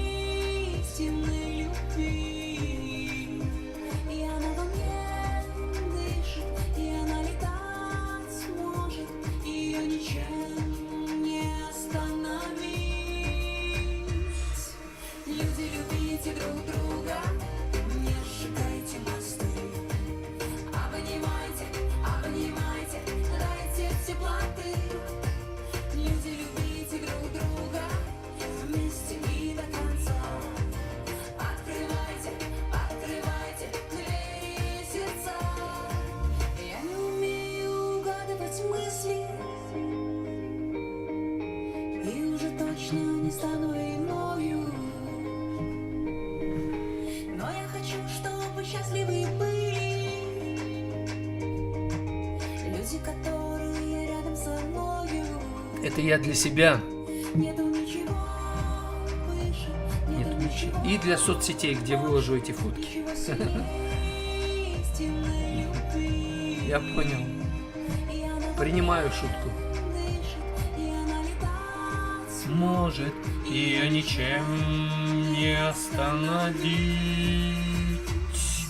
Люди, любите друг друга, не сжигайте мосты.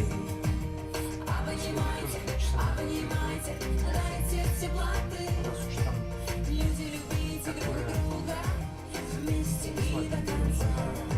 Открывайте, открывайте двери сердца, ведь все люди сестры. Ведь все люди братья.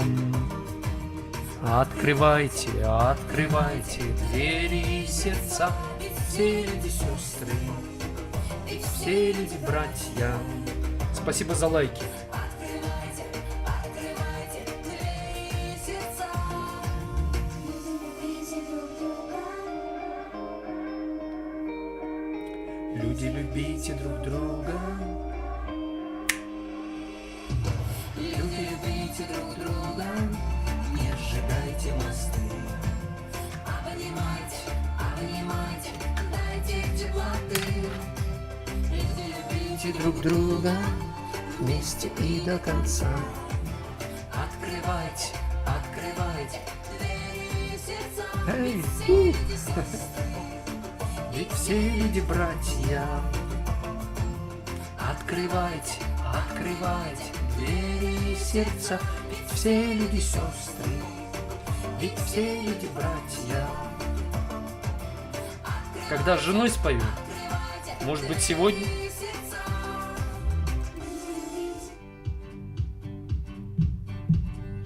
Тун-тун.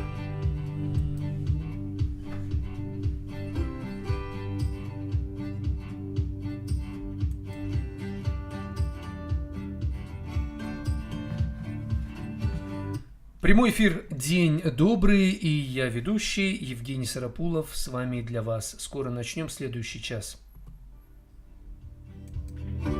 Поставим на запись. Сегодня 15-е, что ли?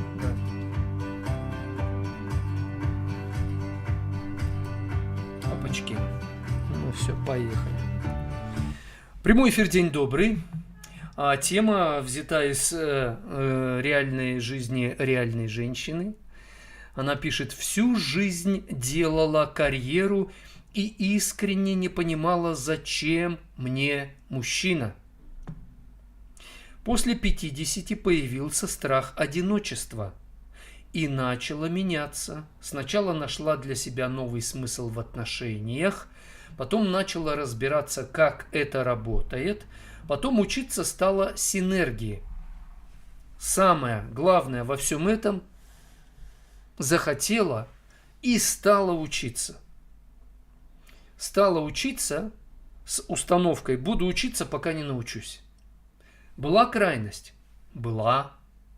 Но осознала? Осознала. Признала? Да. Стала извлекать из этого уроки. Крен слишком большой был в карьеру. Теперь крен явный нужно в другую сторону.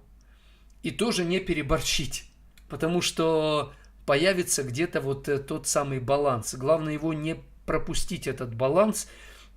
И что еще очень важно, карьеру, конечно, делала как человек, как личность, не как женщина. Как женщина тоже, но это на вторых ролях. То есть, в принципе, вы не потеряли главное в жизни. Вы себя реализовывали как человек, как личность. А теперь нужно просто в качестве дополнения больше женского, женственного включить. Да. Но сделать это надо осторожно, ибо мужчины чуют женщин, которые вдруг очень хотят в отношениях обустроить все, наладить. И поэтому надо осторожно выстраивать отношения. Активно, осторожно это делать и правильно. Меня зовут Евгений Сарапулов. Всем нам в помощь любовь вечная, та самая, которая всегда остается с нами. Группа «Моральный кодекс» раскупорит, хотя я раскупорил уже этот час нашего эфира, но «Моральный кодекс» по-своему настроит ваши сердца для разбора этой темы. А тема какая? Отношения или карьера? Реализовывать себя в первую очередь надо как человек-личность или как мужчина и женщина? И где этот баланс? Небу твои любимые игры, приглашение в рай ты получишь во сне, по ту сторону зеркала есть аллея в раю. Я думал, в саду. Для тебя я спою о любви и весне. Координаты любви известны не всем. Координаты любви В ночной в тишине. О, бесконечность звезды. Координаты любви в тебе и во мне. подражание солнцу твои любимые куклы. Кто попал в западню, будет петь о любви. Философия имени, не растаявший снег. Мой родной Человек, ты меня меня позови.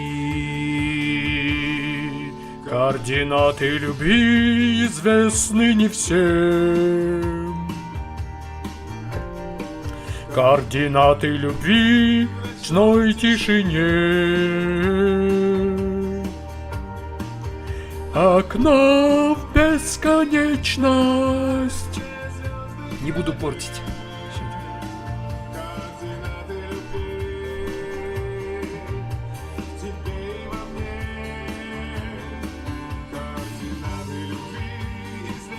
координаты любви в тебе и во мне. Координаты любви известны всем. Координаты любви в ночной тишине.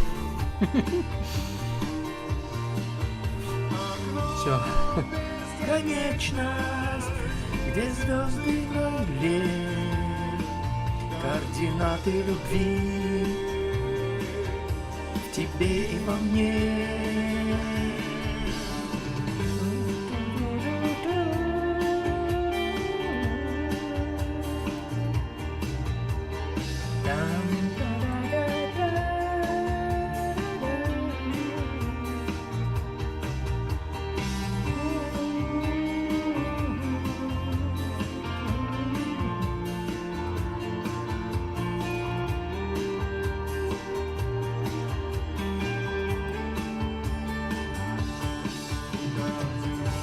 Любви известны не всем.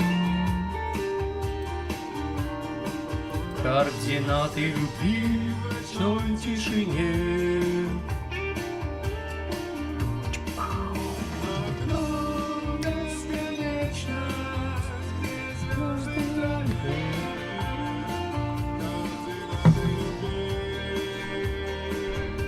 В тебе и во мне.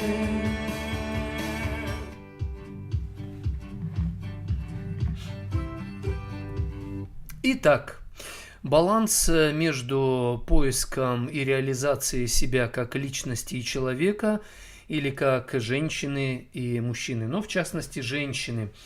До 50 лет она делала карьеру, ей это нравилось, реализовала себя, достигла успеха, но вдруг после 50 появился страх одиночества. Поняла, что без отношений с мужчиной ей будет не так приятно уже жить, не так полноценно будет себя ощущать, и созналась о себе, пора это исправить. Слишком была крайность большая в одну сторону. Стала учиться синергии. То есть синергия это поиск компромиссов, это дополнение друг друга, это взаимозависимость. Это когда ты понимаешь, что не надо навязывать свое и не надо полностью принимать его, а нужно находить точки соприкосновения, учиться правильно конфликтовать и преобразовывать энергию недопонимания или разных каких-то взглядов в энергию для движения в одном направлении. И синергия – это энергия объединения сил разных людей, разных взглядов, разных позиций, принципов. Спасибо большое за то, что вы откровенно с нами этим поделились. Кстати, она же, Наталья, написала: «Мне помогает контролировать эмоции, осознание цели. Задаю себе вопрос: ты хочешь быть правой или счастливой?» Еще одна тема, кстати. Вы хотите быть правыми или счастливыми? Но на самом деле правда помогает нам становиться счастливыми. Но есть правда лично твоя. Просто это твоя правда. Это не есть истина. Это просто твоя правда, твое понимание. Ты имеешь право на это, но если хочешь быть счастливой, слово «счастье» происходит от слова «часть». Надо, чтобы твоя правда стала частью чего-то большего, чем твоей личной жизни. И тогда надо, чтобы твою правду кто-то принял, разделил, захотел эту правду твою соединить со своей правдой. И тогда возникает вот это ощущение счастья, которое мы встретим вместе, мы его создадим вместе. Я являюсь частью тебя, ты частью меня. Наши отношения являются частью чего-то большего, чем просто мы с тобою. Вот она мысль в этом направлении. Думайте, кумекайте, чувствуйте, развивайтесь, и будет вам добро. Да чтоб вам было хорошо, несмотря ни на что.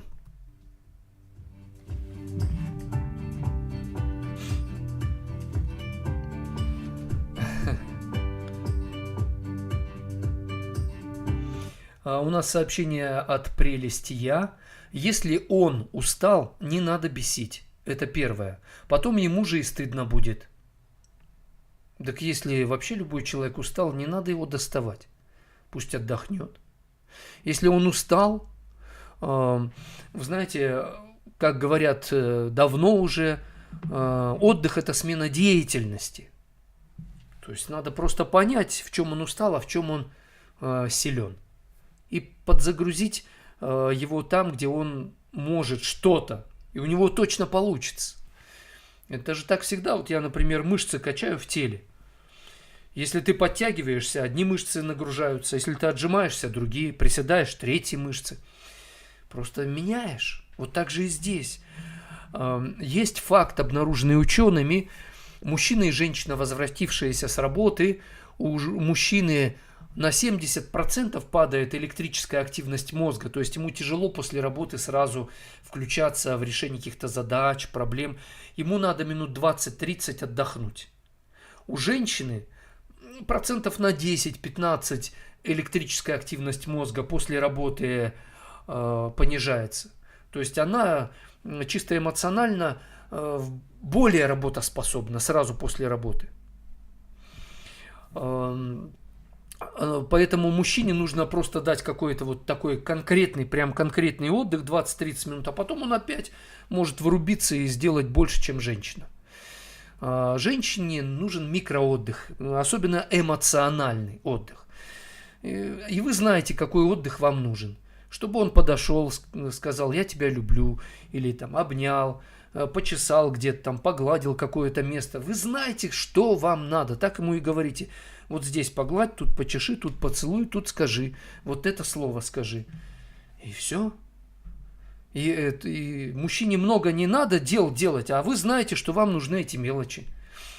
Он вас там поцеловал, а вы ему скажите, просто поцелуй там без, ну просто вот, чтобы твои губы коснулись вот этого места у меня. А теперь скажи вот такое слово, а теперь занимайся своими делами, я к тебе подойду и скажу, что мне надо, где меня опять надо приобнять, буквально 3-5 секунд. А опять же, вот ученые, да, исследования проводили по поводу прикосновения. Они говорят, если мужчина свою любимую женщину обнял и секунд 20 ее так в объятиях, то это как раз такая полная мера, это супер терапия для женщины, потому что через прикосновение женщина в 20 раз больше получает информации, чем мужчина. То есть она через эти прикосновения что-то в себя впитывает такое, ну что-то типа он меня любит, он мой друг, он мой хороший, там, ну и прочее, он меня защищает, потому что он меня обнимает, я ему нравлюсь. То есть это все на таком подсознательном уровне происходит. Мужчину надо тренировать. Женщины, вы поняли, да, о чем я? Поняли. Но почему это у вас не получается? Потому что мужики ерепенятся, и им как-то это... надо, значит, на их языке научиться в контексте, так сказать, их ощущений, понимания это преподносить. Вот тут я к вашим услугам.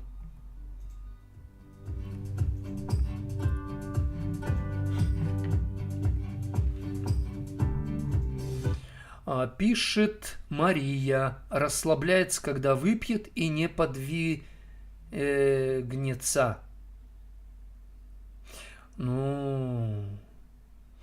Мужчина выпивает, потому что это простой способ расслабиться. Он просто не знает, как по-другому. Ну или, может быть, знает, но не практикует. Значит, ваша задача, женщины, помочь ему по-другому учиться расслабляться. И вы способны это сделать.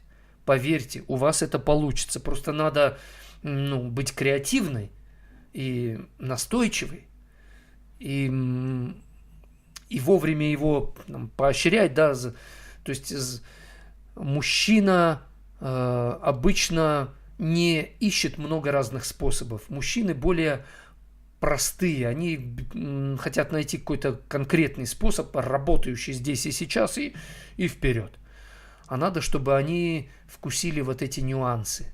Надо, чтобы они почуяли запах. Мужчины чуют запах лучше, чем женщины. Если мужчина, так сказать, вот голодный, чует запах еды, то его не остановишь. Вот так же и здесь. Нужно, чтобы он почуял запах будущей перспективы, которая будет такой, и он таким станет, вау. И вот женщина способна в нем вот этот запах пробудить.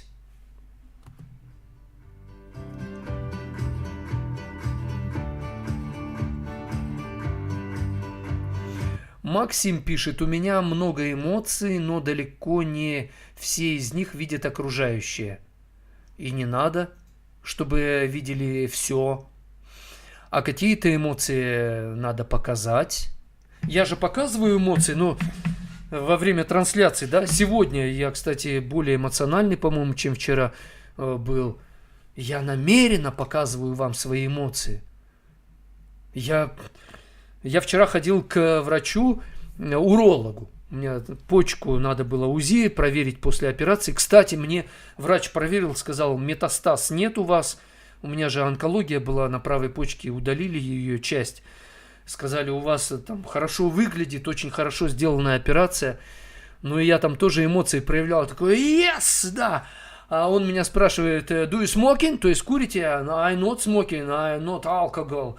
I like sports, I like healthy lifestyle. То есть люблю здоровый образ жизни, люблю спорт. И так, знаете...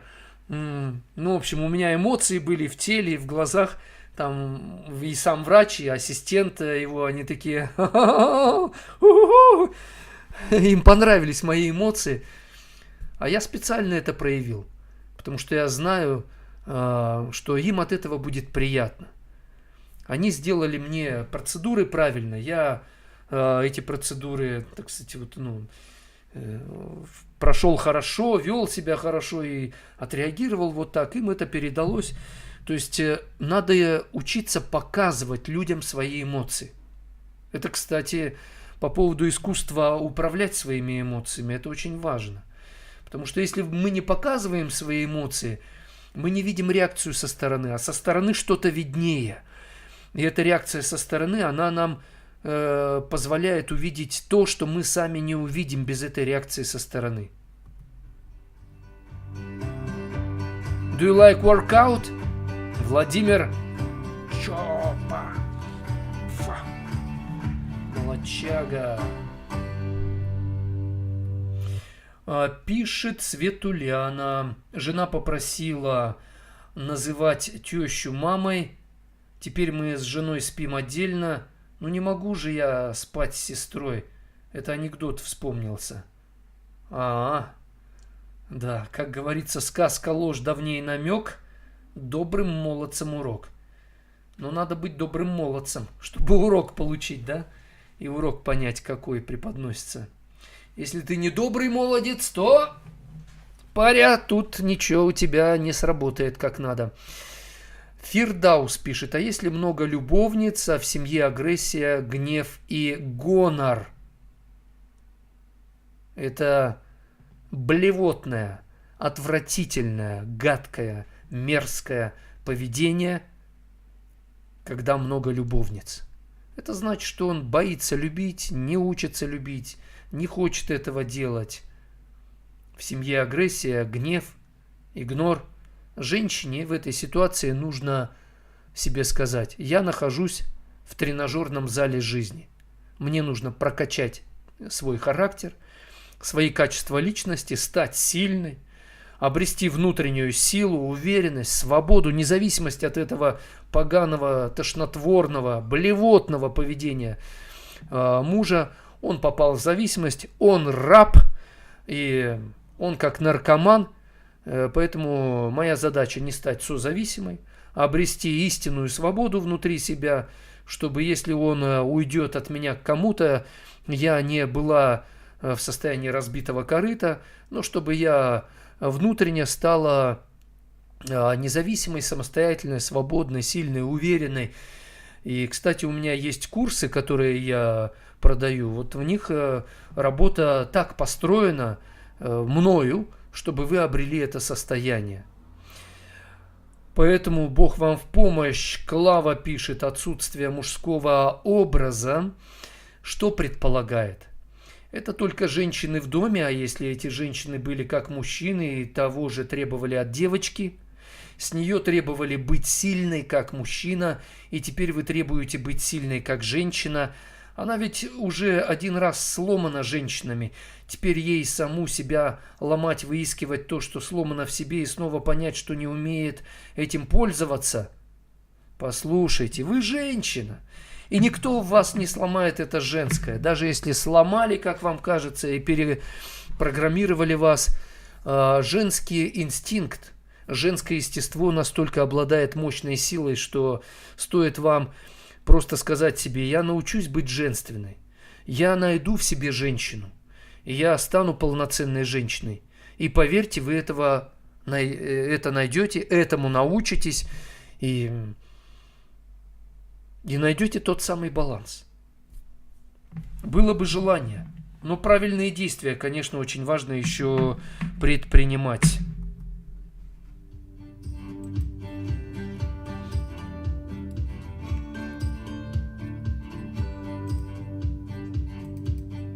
Музыкальная пауза.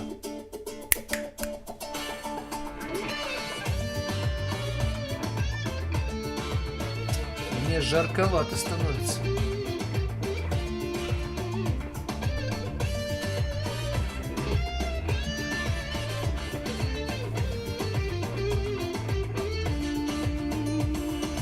Мы как дети солнца и луны, все свидания обречены. То внезапно встреча у меня или процедуры у тебя. Если ты без меня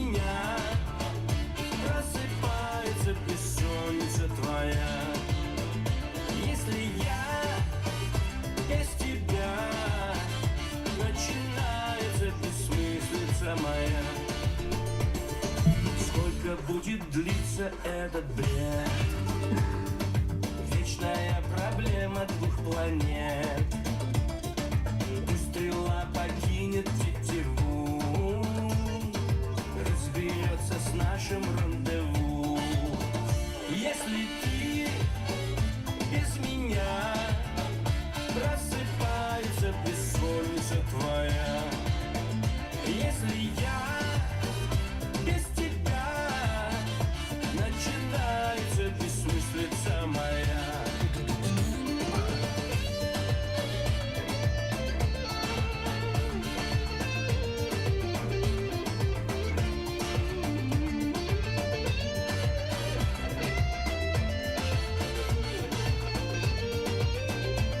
Если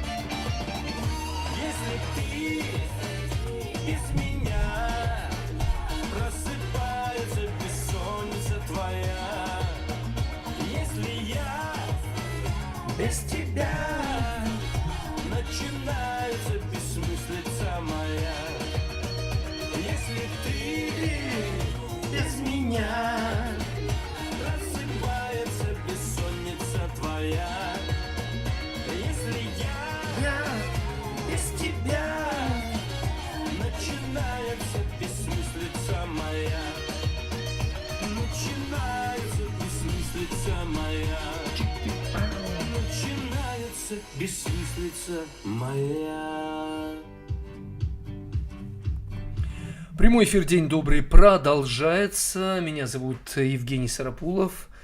Я профессиональный психолог и помогаю тем, кому нужна помощь. Кому она не нужна, они меня троллят, подсмеиваются, провоцируют, но сами себе рубят сук, на котором они и сидят. Так, Ева пишет: где взять силы, чтобы пережить расставание? Силы у вас уже есть. В это надо поверить. Любовь дает вам эти силы. И на расстоянии надо научиться любить его, ее. Потому что для любви нет расстояний. Посмотрите фильм «Интерстеллар». Супер классно о любви, в том числе о любви. В этом фильме показано, сюжет суперский. Где взять силы, чтобы пережить расставание? Надо как бы отсоединиться друг от друга на расстоянии. Нужно научиться жить без него на расстоянии, чтобы потом как бы по-новому соединиться с ним или с ней. И когда вы на расстоянии, вы лучше начинаете понимать, чего вы хотите от него. Когда вы вместе, вы не очень хорошо это ощущаете. А тут эта потребность, она обостряется. И это хорошо. Это очень хорошо.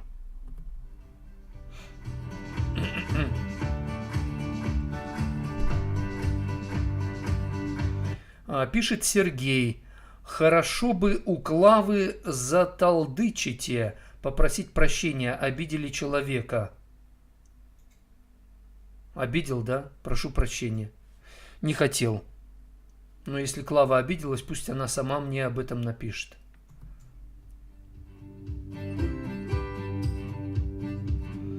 Однако слово «талдычите» — это вроде бы не грубое слово, да?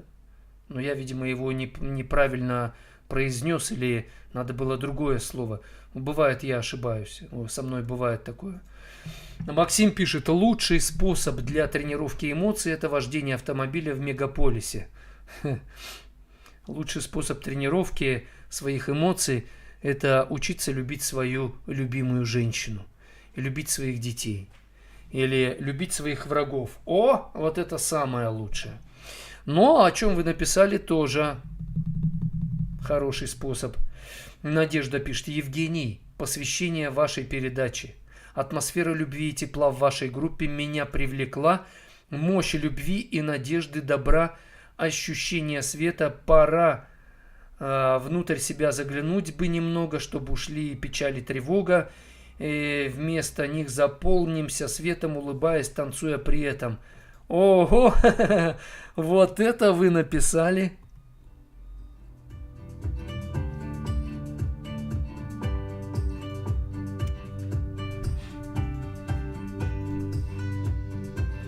Дима пишет, интересно, если у самого психолога проблема, он обращается к другому психологу за помощью? Ну да, да как стоматолог обращается к другому стоматологу. Конечно, это нормально. И один батюшка исповедуется перед другим батюшкой. Посмотрите фильм «Два папы».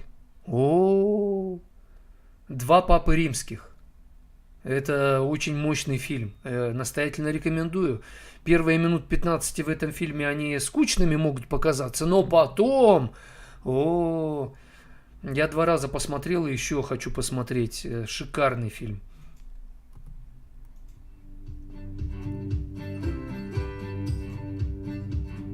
Ларисон пишет, если хочешь идти далеко, иди без того, кто постоянно тебя задерживает.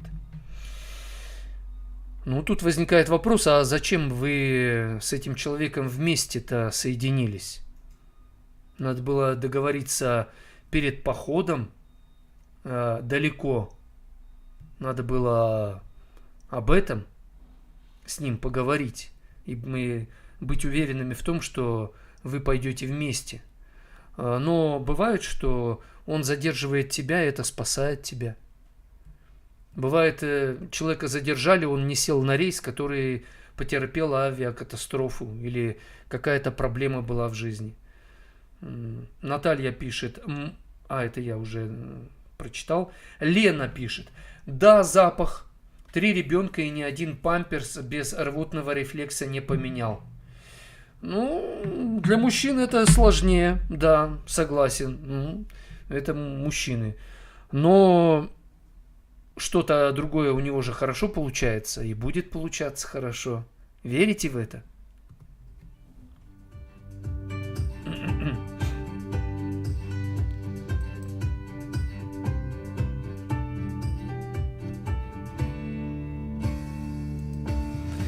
По поводу контроля мужчиной своих эмоций, надо рассказывать самому себе вслух, проговаривать, что вы чувствуете, какие эмоции вы испытываете. Например, я дико обижаюсь. Это вызывает у меня раздражение, которое прямо вот как зажигает во мне гнев и хочется. То есть проговаривайте это вслух и говорите, но это слабость. Это моя слабость, и кому-то, может быть, кому вы доверяете, кто вас примет таким, какой вы есть. Проговаривайте вслух, что вы чувствуете, и это поможет вам лучше понимать себя. А еще пишите о том, что вы чувствуете, и это тоже поможет вам лучше понимать и чувствовать себя. И контролировать, естественно, да, себя.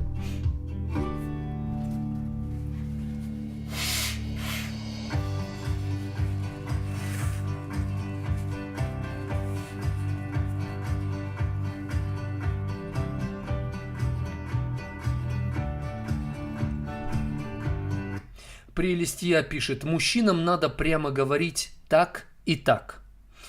Что-то прямо, что-то не прямо. Это как правда, нельзя всю ее вот так вот вываливать на человека. Это так же, как обедаете, по кусочку, по чуть-чуть съедаете, чтобы оно разжевывалось, переваривалось. Не надо же сразу, да, там полкило стейка.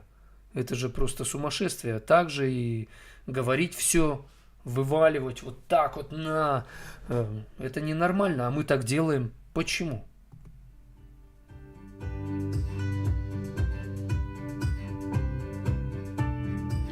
Светуляна написала, расставание с живым – это не горе.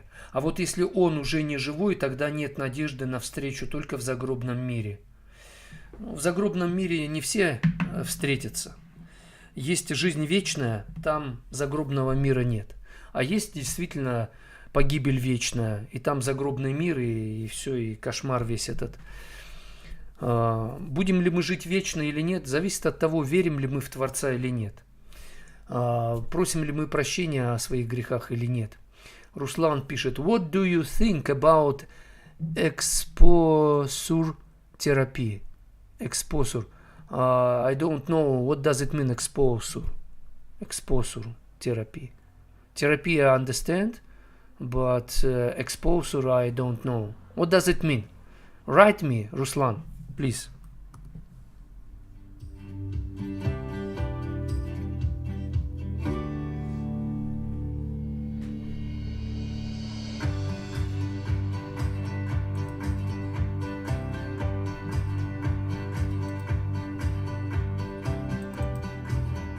Один со своей песней, когда все кажется бесполезным. я напишу тебе эту песню, напоминание о вечном. Как улыбается на кухне мама, она увидела твою победу.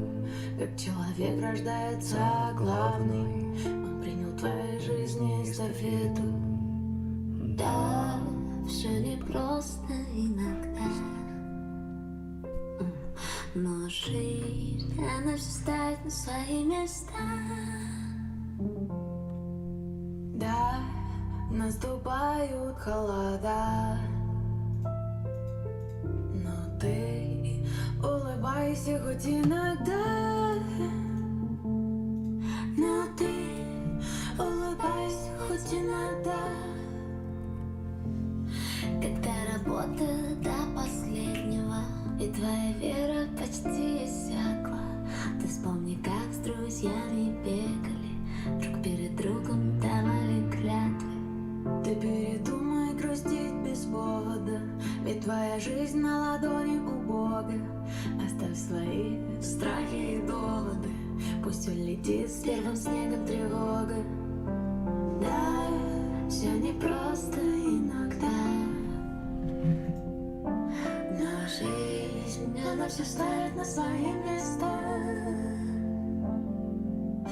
Да, наступают холода, но ты улыбайся хоть Иногда. но ты улыбайся хоть иногда. Да, все. Прямой эфир «День добрый» продолжается. Итак, exposure терапия, это экспозиционная терапия. Что я думаю об этом? Я думаю, что это очень хороший метод терапии, который позволяет человеку не убежать от проблемы, а решить ее. Да, экспозиционная терапия именно этим и занимается, чтобы человек прошел сквозь эту проблему, но как бы не буквально. Из Telegram. В Telegram есть моя группа, там тоже идет трансляция, кстати, подписывайтесь. Так вот, оттуда Александр написал: Евгений, здравствуйте. Жена выгнала из дома, у нее огромная обида на меня, не хочет общаться больше. Как быть? Что предпринять, чтобы не усугубить отношения? Очень дорожу ей и не хочу терять. Прошу вашей помощи. Если она выгнала, не рвитесь обратно в дом. Не кричите на нее, не оскорбляйте ее, не обличайте ее за ее поведение, если она не права. У нее огромная обида на вас. Сейчас у нее очень болезненные, сильные эмоции. Поэтому позвольте ей переболеть. Дайте ей время. Эмоции снизятся. Напряжение уже не будет таким, каким оно сейчас является у нее. Она не хочет общаться больше. Сейчас да. Пройдет время, будет готова общаться. Но не сейчас. А сейчас что делать, чтобы не усугубить отношения? Не впадайте в крайности. То есть не пейте алкоголь, не изменяйте ей, не срывайтесь на нее. Работайте с самим собой, со своим негативом, со своими слабостями. Эта ситуация, она проявила то, над чем вам надо поработать. Вот и начинайте над этим работать. вы ее не потеряете. Любовь будет заботиться о ней. Пока вы будете заботиться о себе, исправлять ошибки свои, работать над тем, чтобы какие-то качества у себя развивать, дельные, правильные, нужные качества. И все, она это почувствует, она поймет, она заметит это. Стратегия в целом вот такая. Поэтому мои курсы, я не знаю, уж вы приобрели или нет, но обязательно возьмите и купите, потому что там есть рекомендации практические, что делать, как делать. Натренируйтесь, и вот и будет вам счастье.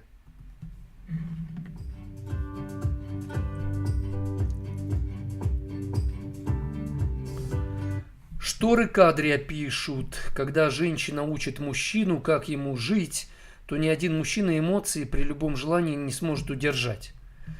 Ну а женщине не надо учить мужчину. Женщине надо учиться помогать мужчине. Надо просто научиться это делать правильно. Вспомните, когда кто-то вам помогал. И вам это очень понравилось, как он это помогал, как он это делал.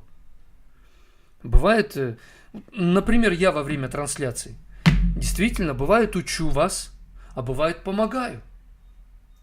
И напишите, что вам нравится в моих трансляциях, как я делаю, помощь оказываю. Что у меня получается хорошо, что вам это помогает. Что я такое делаю, что вам эта помощь, она приемлема, да, вы принимаете ее.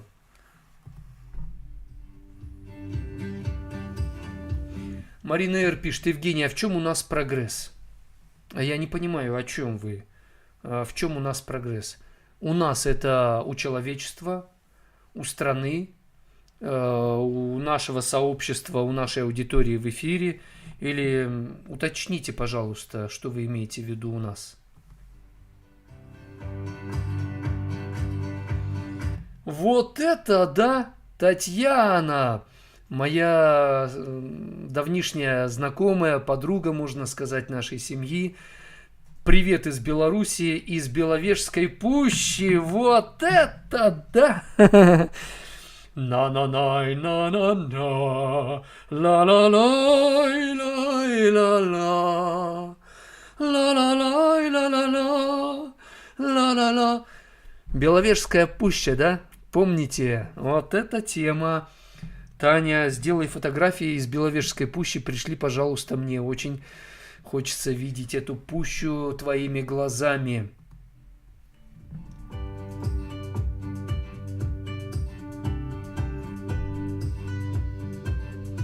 Александр написал: спасибо. У нас 2 детей, я хочу их видеть, но как только я приезжаю к ним, она меня видит и опять заводится. Поэтому не приезжайте пока. Записывайте видео для каждого отдельно ребенка. Записывайте такие видео, связанные с учебой, с какими-то жизненными ситуациями. Записывайте на видео или на аудио сказки там, или что там они любят читать или смотреть. Посылайте это своей женщине, она сама выберет, что подойдет детям. Учитесь, приспосабливайте к этой ситуации, но самое главное — это работа над собой. Пишет нам Наталья. Наталья. Евгений, ваша помощь в мощнейшей энергии Солнца. В этом колоссальная сила и благодать. Рад стараться. Очень доволен, что вы мне об этом пишете, потому что я тоже хочу понимать, насколько моя помощь, она эффективна и в чем именно. Наталья другая написала: вы думать заставляете. Даете возможность посмотреть на ситуацию под другим углом. Ух ты, спасибо, это очень приятно. Потому что именно это, не только это, но в том числе это я и хочу делать. Помогать вам под другим углом посмотреть, чтобы вы задумались, и чтобы ваша голова заработала так, чтобы вы сделали для себя открытие, увидели, поняли, поверили, Появилась луч надежды в вашей душе.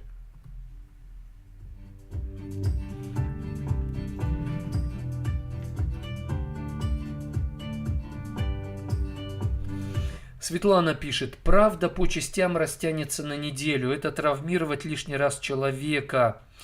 Это как по частям отсекать хвост коту. Лучше сразу сказать все, решить и сделать выводы. Лучше горькая правда. Да, согласен, что бывает растягивать не надо. Но мера правды – это всегда очень сложный вопрос. Это индивидуально, естественно. Сколько нужно сказать? Царь Соломон говорит: разумный человек сберегает знания. Светлана, он не говорит сразу и все. Он сберегает знания. Потому что хорошо слово, сказанное вовремя. Как вы определяете, что сейчас пришло время это сказать? И сказать именно столько? Светлана, это я к вам.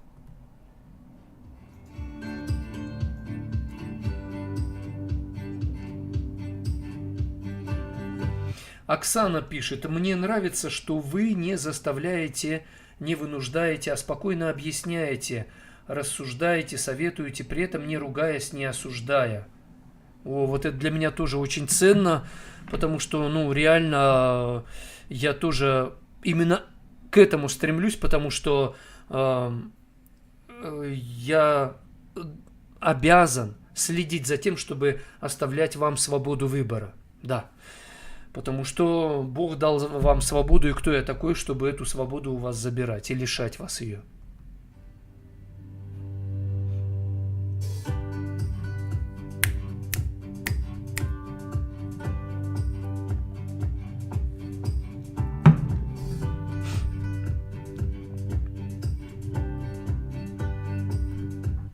Еще по поводу контроля.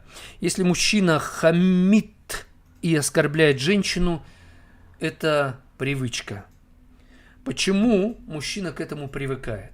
Откуда это пошло?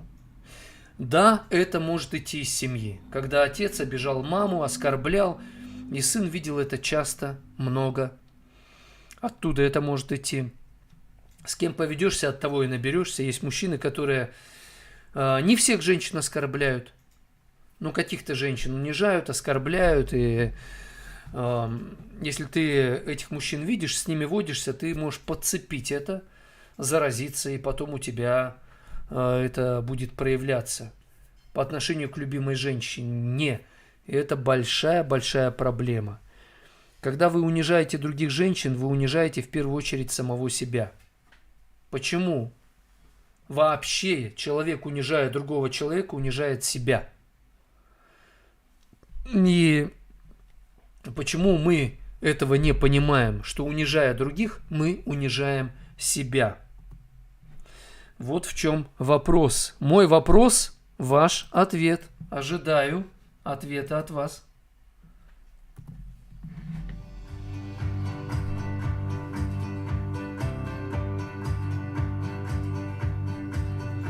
А Прелестия пишет: толку ругать людей, если они правы для себя. Поэтому те, кто правы для себя, их нужно понимать так, чтобы им было приятно, что вы такой собеседник.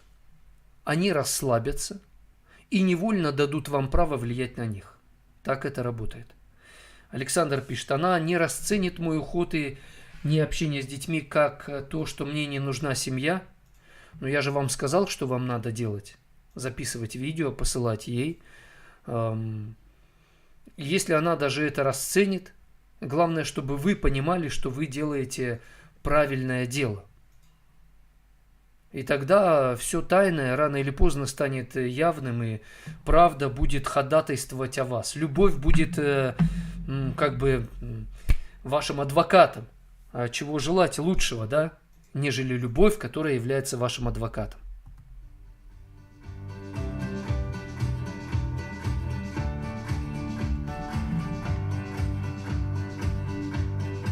А еще пишет Прелесть: все идет из семьи.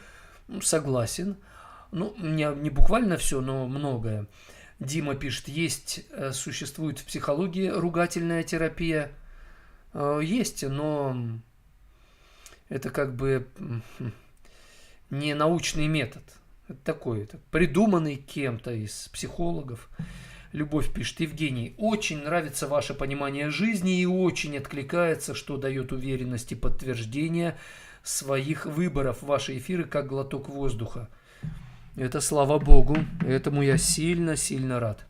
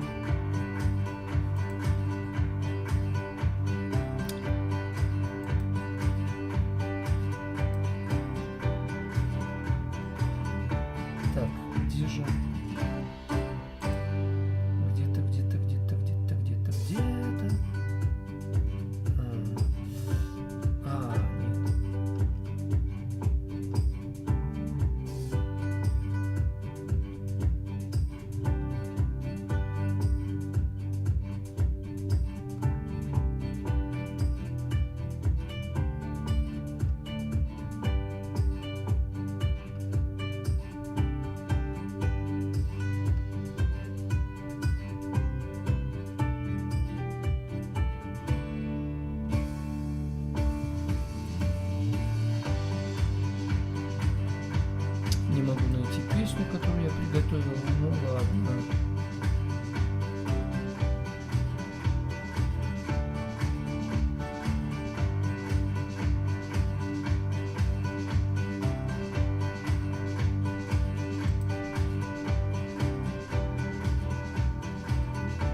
Вот она. Прямой эфир «День добрый» завершается в заключении песню в исполнении Эмина «Давай найдем друг друга». Мы живем в мире, где надо искать себя. Мы теряем себя часто, контакт с самими собой. Надо искать друг друга, потому что наши слабости, наша грешная природа, она отделяет нас от самих себя, друг от друга, и опять нужно искать друг с другом контакт. И это нормально. Время от времени мы расходимся. Ищите общее, ищите общее понимание любви, ищите общее в вере, ищите общее. И тогда вы начнете идти в одном направлении, одной дорогой. И тогда вот на этом пути вы будете дополнять друг друга. Добра вам, любви, счастья. Пусть у вас все будет хорошо, несмотря ни на что, но для этого надо стремиться к хорошему и быть уверенным в том, что хорошее, оно и есть хорошее. Бывает черное, на черное говорят белое, на белое говорят черное, да? И тут тоже надо быть честным друг с другом. Давай найдем друг друга. Макс, начнешь? Спасибо.